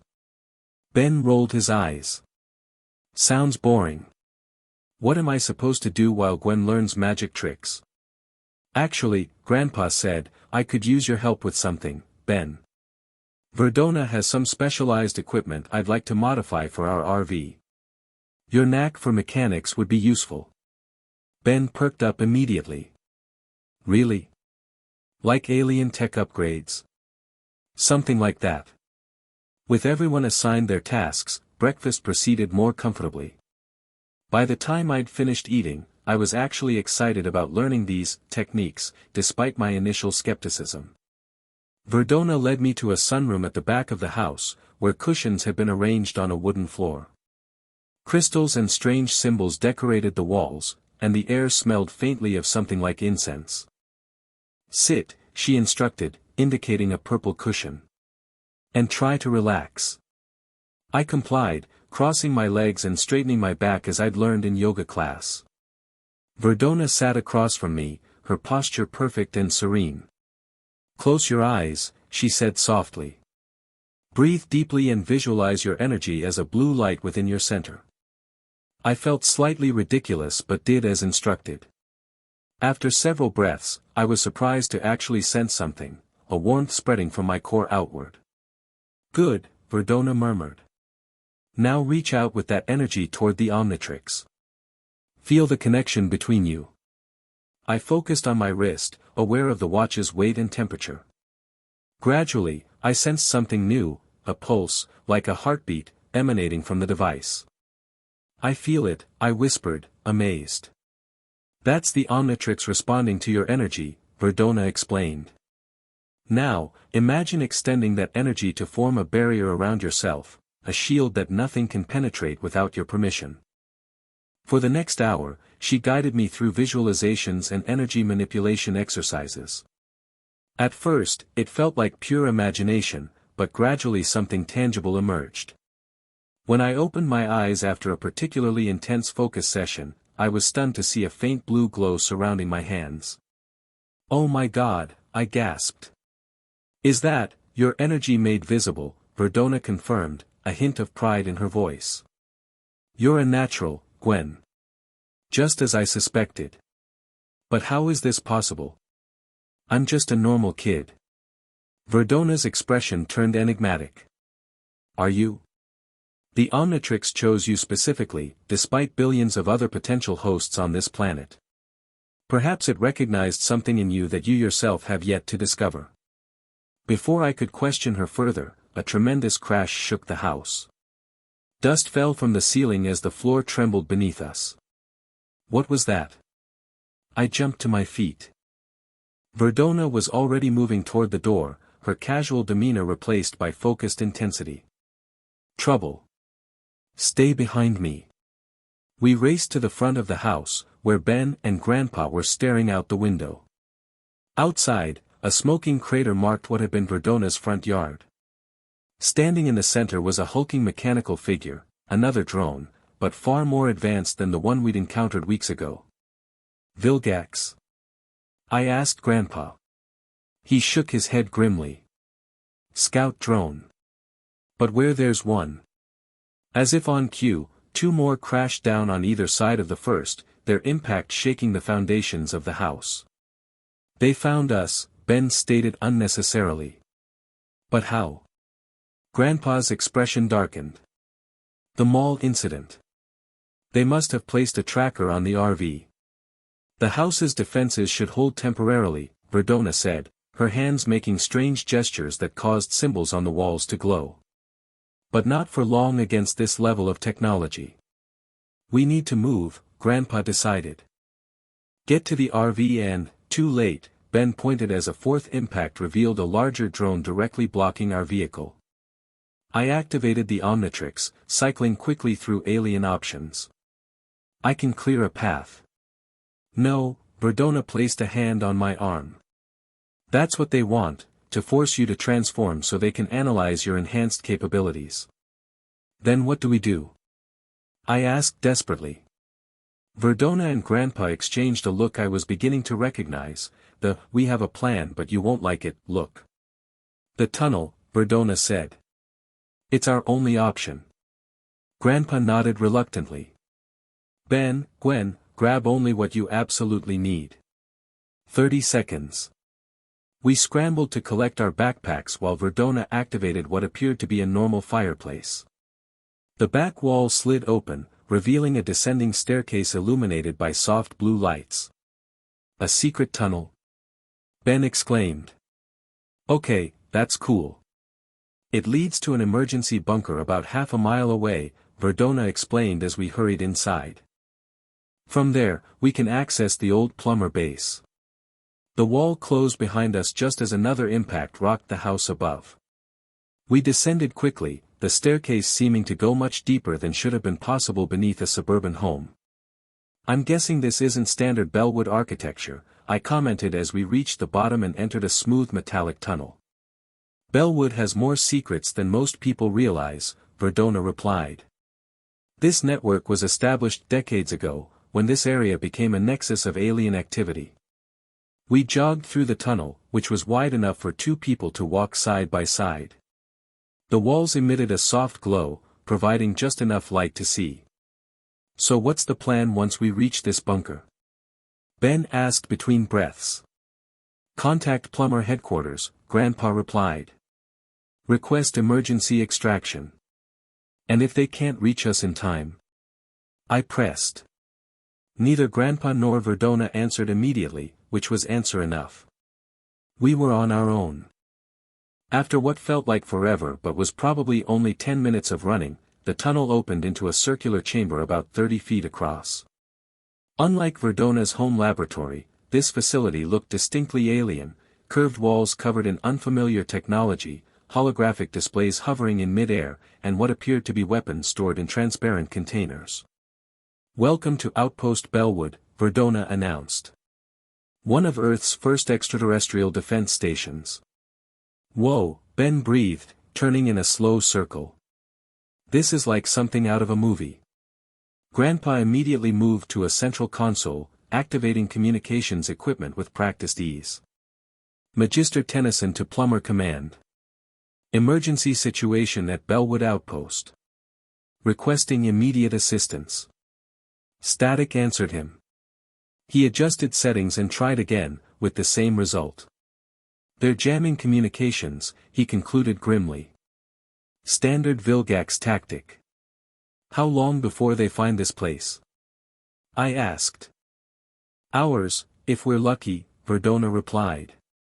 Minutes, if they have subsurface scanning technology. So we fight, Ben said with determination, moving toward the weapon containers. Not yet, Grandpa stopped him. First, we need to understand exactly what we're up against. He activated a different console, bringing up a holographic map of Bellwood. Red dots marked the drone positions, now numbering 8 and forming a perimeter around Verdona's house. They're searching methodically, Grandpa observed. But not advancing further into town. They want to stay contained, avoid wider attention. That gives us an advantage, Verdona noted. If we can reach a populated area, they may hesitate to attack openly. Or it puts innocent people at risk, I countered. We can't lead those things into a crowd. Gwen's right, Grandpa agreed. We need to draw them away from population centers. As we discussed strategy, a new alarm sounded, high-pitched and urgent. Verdona moved quickly to check another display. Orbital scan detected, she announced tensely. Something just entered Earth's atmosphere on a direct course for Bellwood. The hologram shifted to show a vessel descending, sleek, predatory, and unmistakably alien. Vilgax, Grandpa whispered, his face paling. He's coming himself. I thought he'd send more drones first, Verdona said, surprised. This is unprecedented. The Omnitrix enhancements, Grandpa realized. He must know about them. That's why he's not waiting, he wants to secure it before the integration progresses further. I looked down at the watch, which now seemed to pulse with urgency. How long do we have? 20 minutes at his current descent rate, Verdona calculated. Maybe less if he accelerates. We need to get moving, Grandpa decided. Is the old null void projector still operational? Verdona nodded. Theoretically. But Max, sending the children into the null void, not them, he interrupted. Vilgax. If we can lure him into position, we might be able to banish him before this goes any further. The null void? Ben asked. What's that? A pocket dimension, Verdona explained. Used to imprison the most dangerous criminals in the galaxy. Sounds perfect for Vilgax, I said. What's the catch? The catch, Grandpa replied grimly, is that someone needs to be bait. And the only thing Vilgax wants, is me, I finished. Or rather, the Omnitrix. Absolutely not, Grandpa stated firmly. We'll find another way. But as we watched the holographic representation of Vilgax's ship draw closer to Earth, I knew there were few options left. Whatever Vilgax was, he terrified even Grandpa, a man I'd seen face down robots, knights, and alien technology without flinching. What if we split up? Ben suggested suddenly. Create multiple targets to confuse them. How? I asked. Ben's eyes lit up with the special gleam he got when hatching one of his wild plans.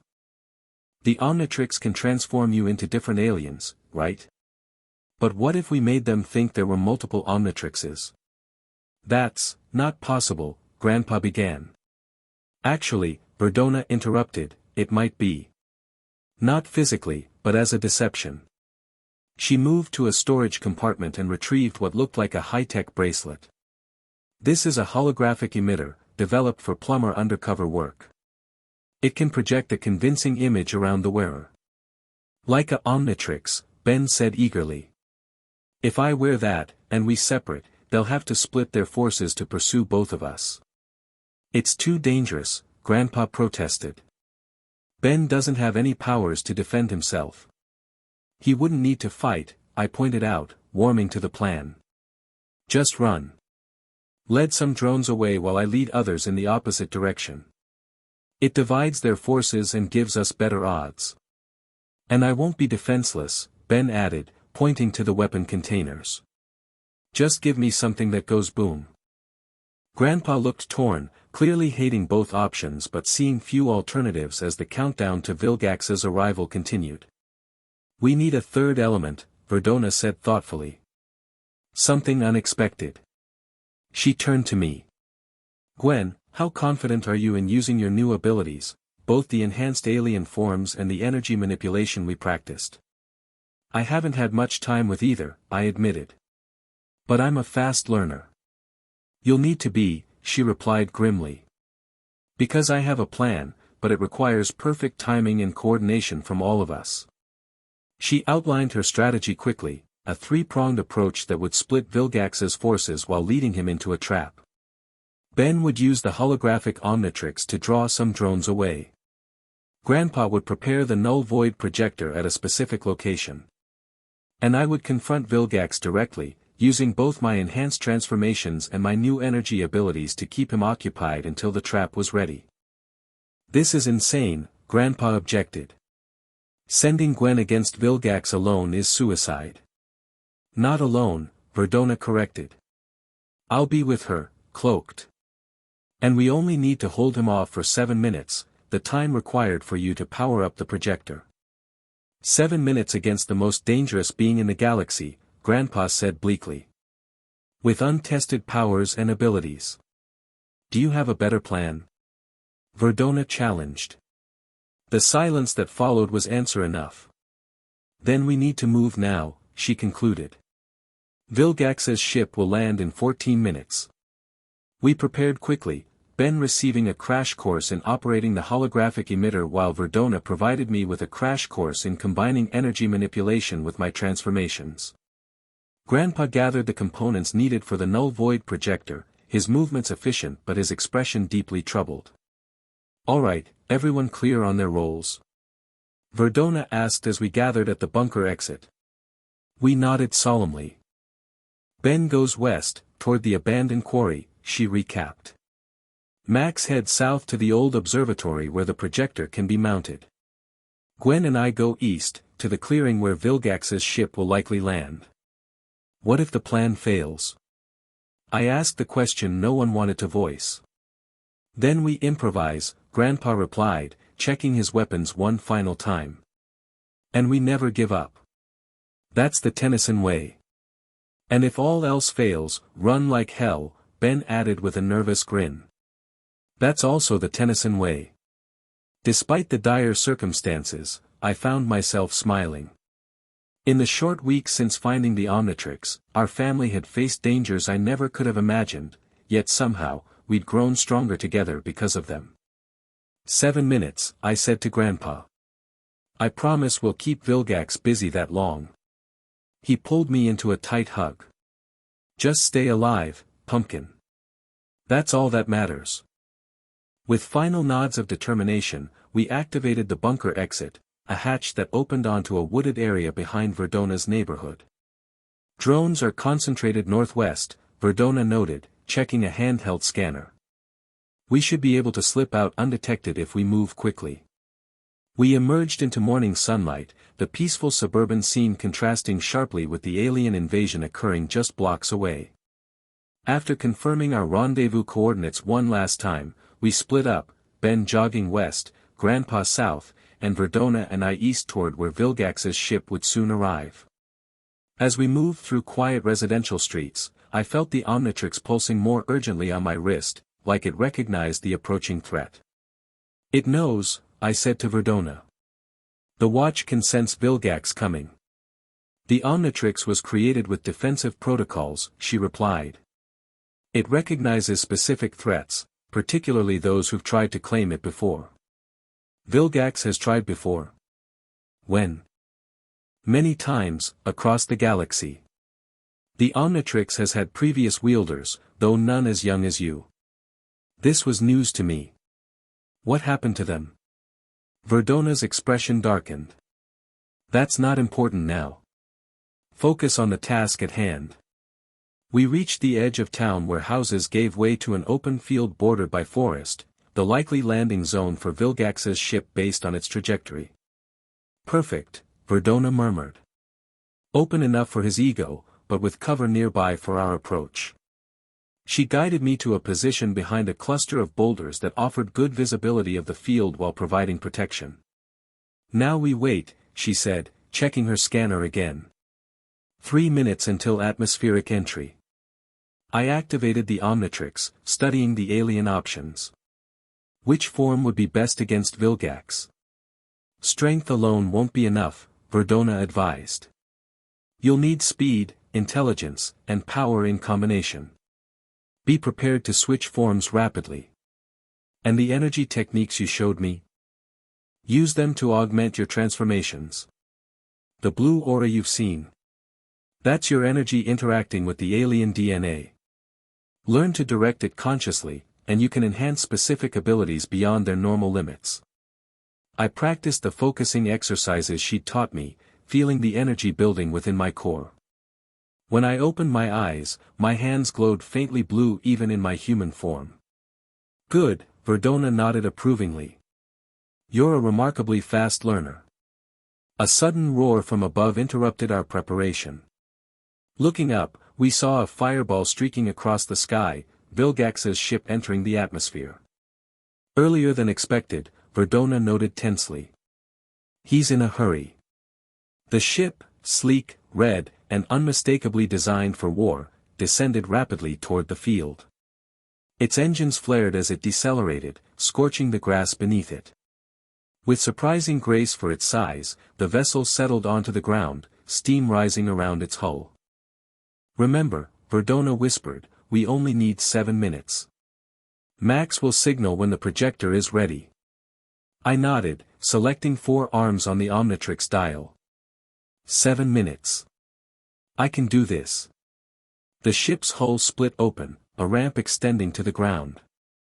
Silhouetted against the bright interior stood a massive figure, taller and broader than any human, with a squid-like face and muscular arms adorned with metal gauntlets. Vilgax, Verdona confirmed, her voice tight with tension. He descended the ramp slowly, flanked by 2 drones similar to the ones that had attacked Verdona's house. His eyes, red and cold, scanned the horizon methodically. I know you are here, wielder of the Omnitrix, he called, his voice deep and menacing. My sensors detected the device's energy signature.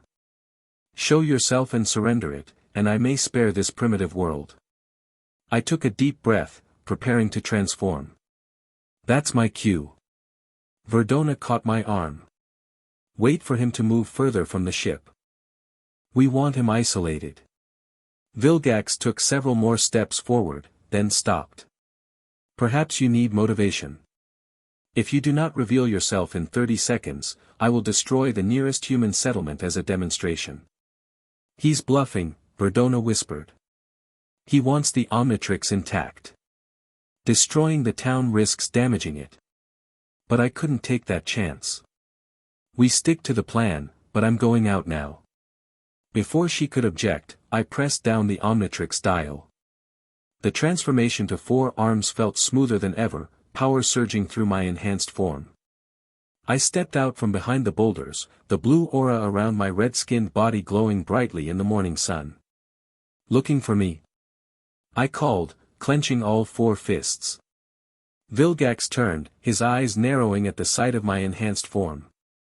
A Tetraman form. But the energy signature, interesting. The Omnitrix has evolved. And it's staying with me, I declared, striking what I hoped was an intimidating pose. So you can get back in your ship and leave. A sound emerged from Vilgax that might have been a laugh. Brave words from a child. But futile. He gestured to his drones. Secure the Omnitrix.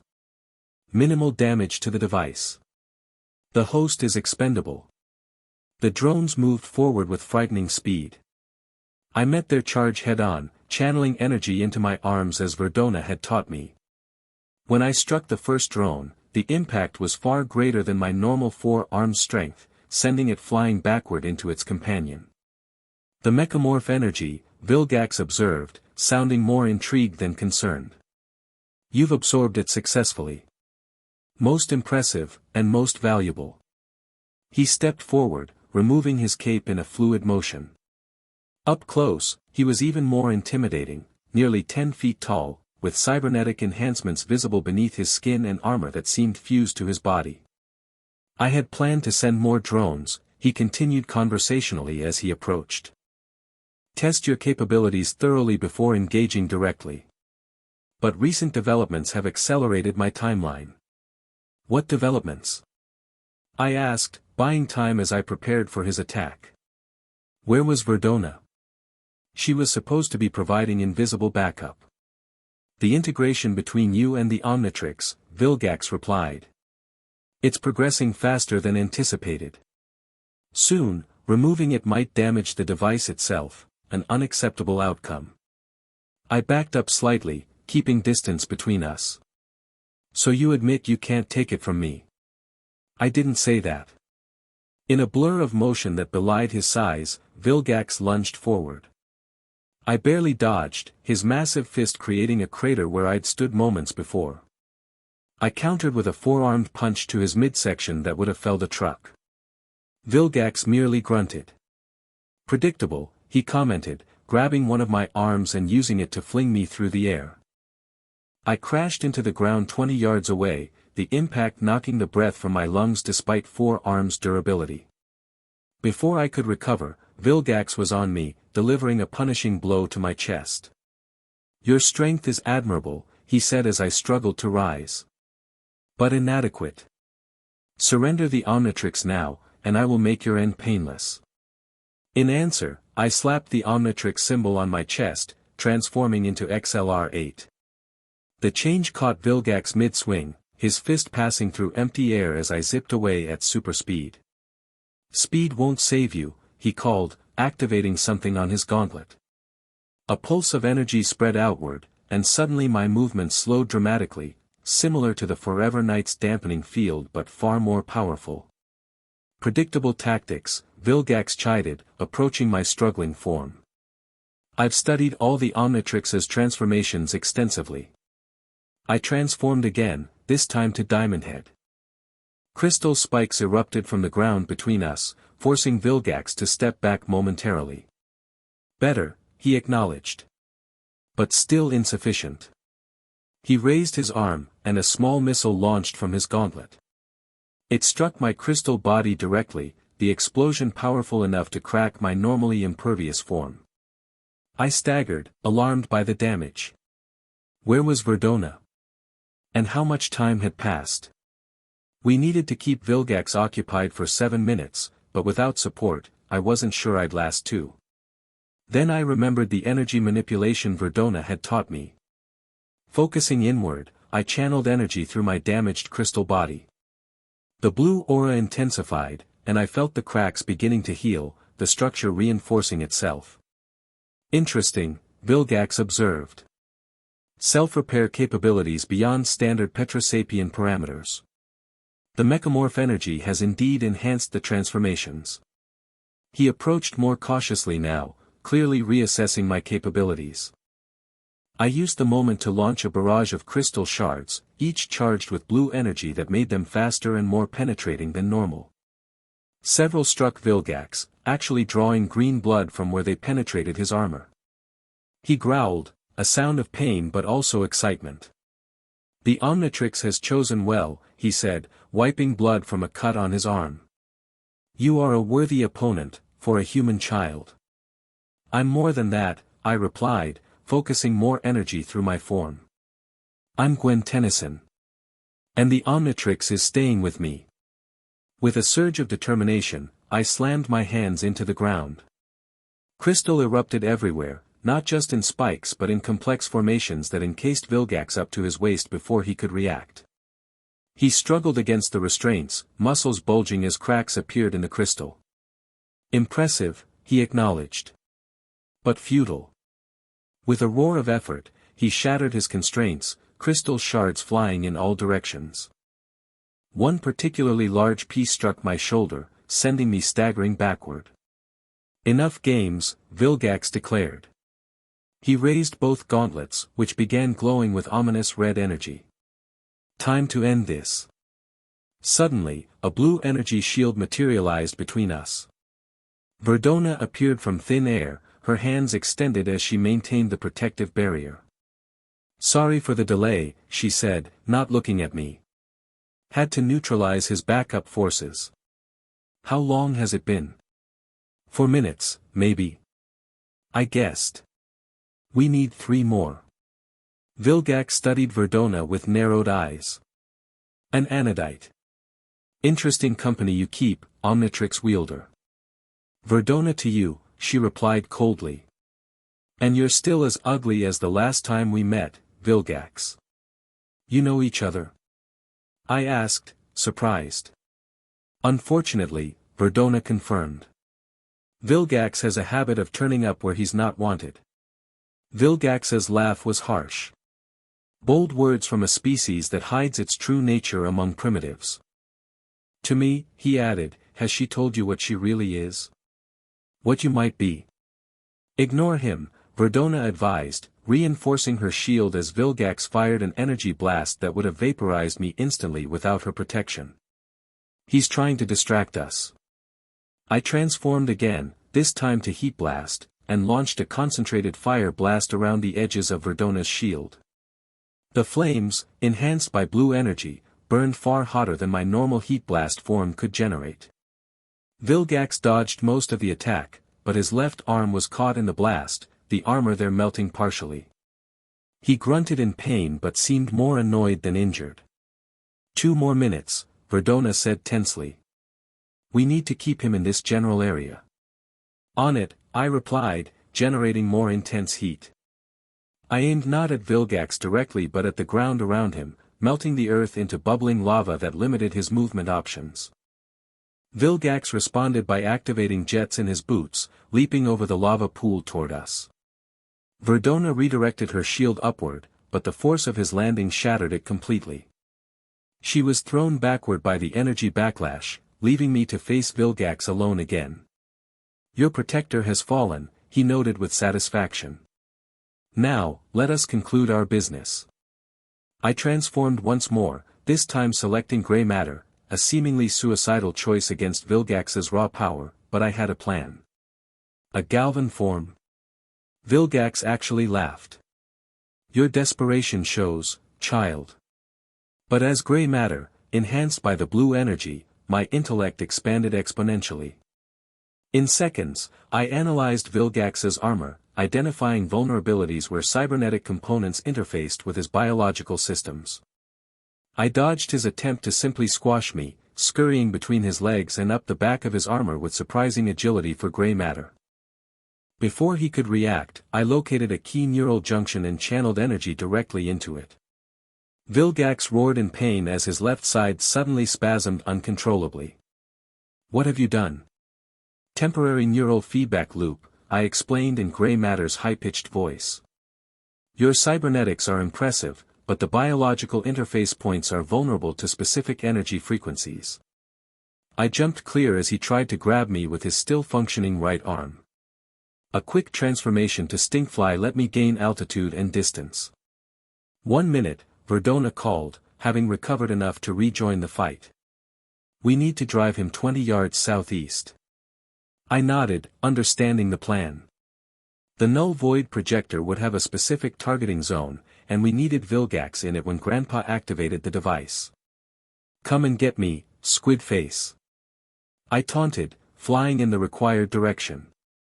Vilgax, enraged by both the damage to his systems and my insult, charged after me, partially dragging his malfunctioning left side. I will tear the Omnitrix from your corpse, he bellowed. 30 seconds, Verdona called, hitting Vilgax with energy blasts that further guided his movement in the right direction.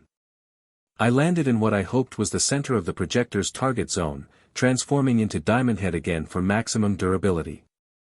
Vilgax approached, his functioning arm raising a weapon that looked capable of vaporizing even my crystal form. Any last words before I end your resistance? He asked coldly. Just 3, I replied, bracing for impact. Now, Grandpa, now. Nothing happened. Vilgax's expression shifted to something like pity. Your reinforcements have failed. A valiant effort, but ultimately, a brilliant purple light suddenly erupted from behind me, striking Vilgax directly. He roared in surprise and rage as the energy enveloped him, creating what appeared to be a tear in the fabric of reality. The null void projector. Verdona exclaimed with relief. Vilgax struggled against the portal's pull, his claws digging furrows in the earth as he was dragged toward the dimensional rift. This is not the end, Gwen Tennyson, he shouted over the roar of the portal. I will return, and the Omnitrix will be mine. With a final surge of energy from the projector, Vilgax was pulled completely into the null void, the portal closing behind him with a thunderous clap that echoed across the field. Silence fell, broken only by my heavy breathing as I collapsed to my knees, transforming back to human as exhaustion overtook me. The Omnitrix, perhaps sensing my state, didn't protest the change despite the energy I'd expended. "We did it," I whispered, scarcely believing it. "We actually beat Vilgax." "Temporarily," Verdona cautioned, helping me to my feet.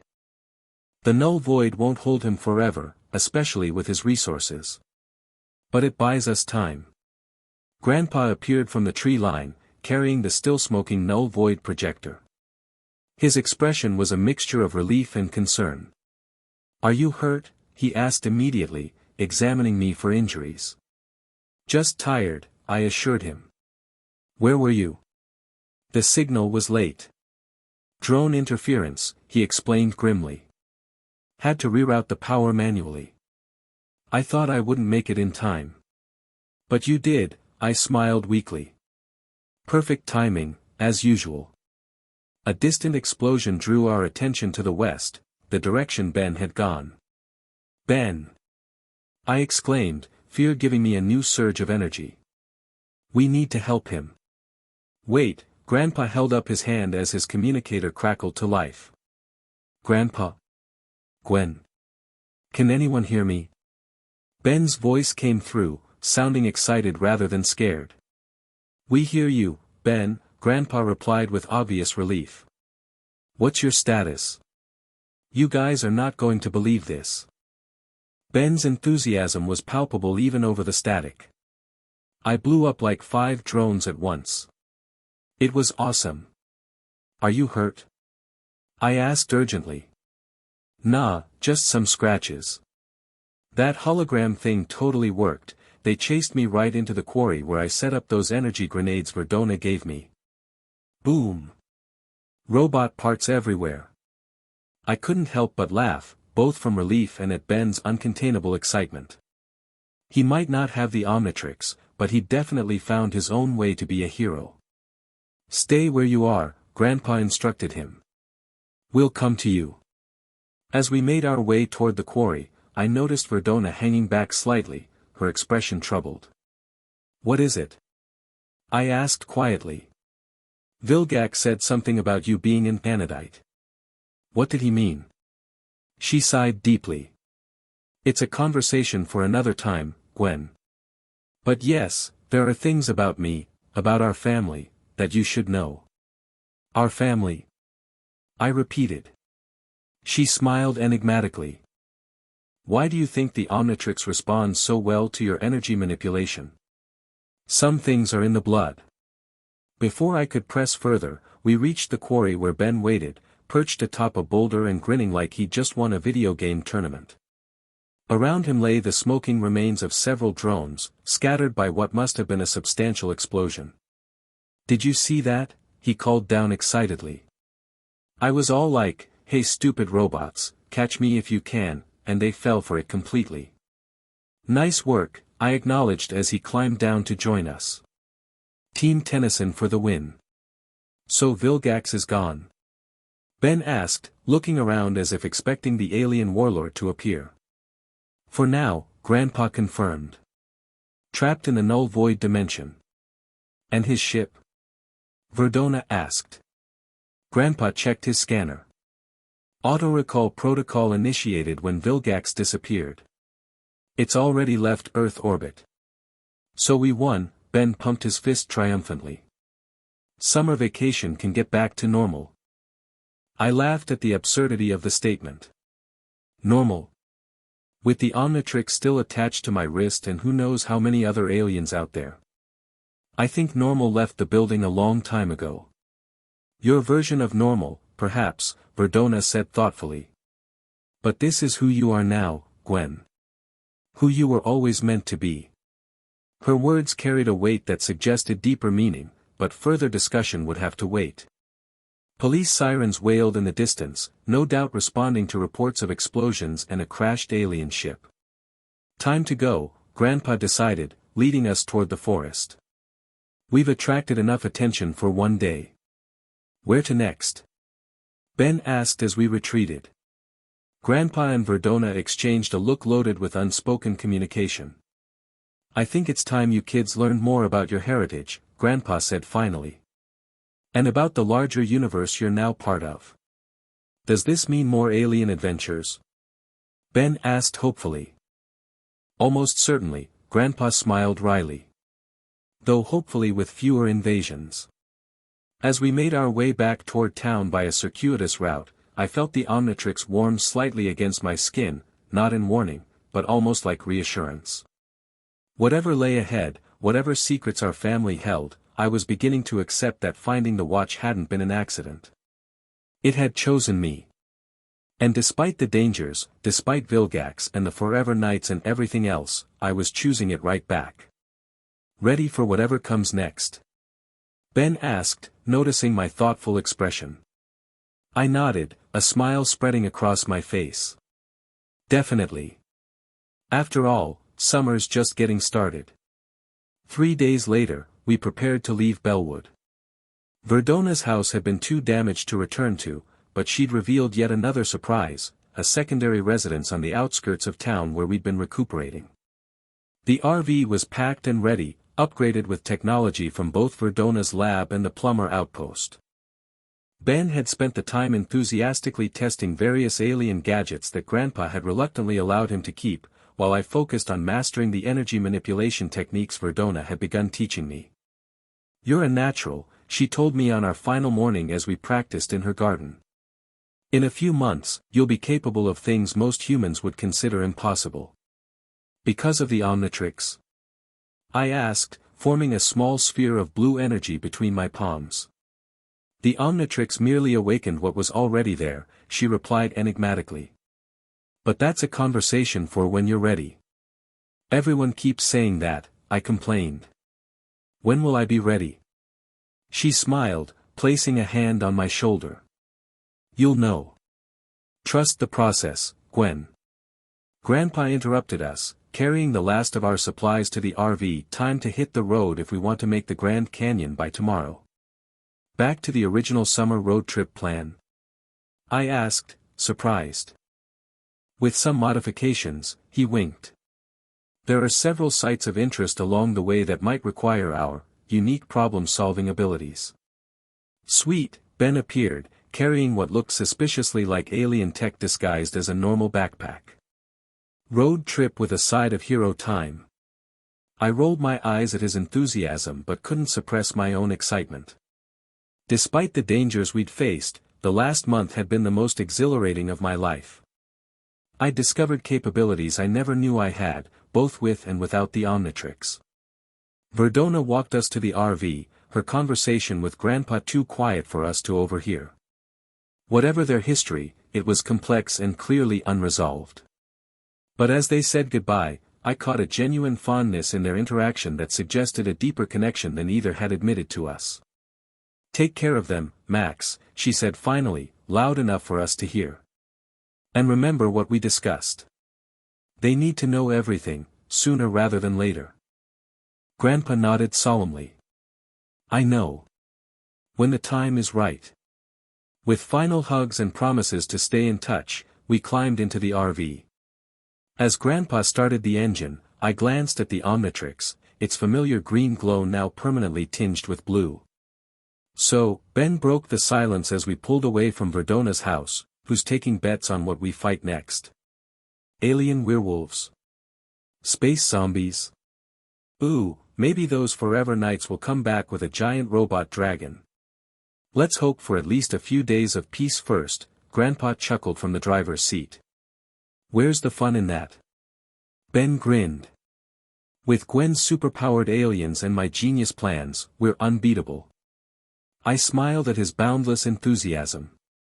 Team Tennyson, saving the world one summer day at a time. Exactly. Ben held up his hand for a high five, which I reluctantly provided. As we drove out of Bellwood, leaving behind the scene of our greatest challenge yet, I felt an unexpected sense of contentment. The Omnitrix might have changed my life forever, turning a normal summer vacation into an extraordinary adventure, but it had also revealed strengths I never knew I possessed. And despite the dangers still lurking in the universe, Vilgax would eventually escape the null void, the Forever Knights were still out there, and Kevin Levin remained an unpredictable wild card, I wasn't afraid. Whatever came next, we would face it together. Me with the Omnitrix, Ben with his surprising resourcefulness, and Grandpa with his lifetime of experience. Plus whatever mysterious heritage Verdona had hinted at that apparently ran in our family. The road stretched out before us, leading to new towns, new challenges, and new discoveries. Just like the summer had started, only now, we were ready. I am Gwen Tennyson. I am 10 years old. And somehow, accidentally, I became a hero. Gwen 10. It still has a nice ring to it. The end. Thank you for watching this video. Please be sure to subscribe to our channel and like this video.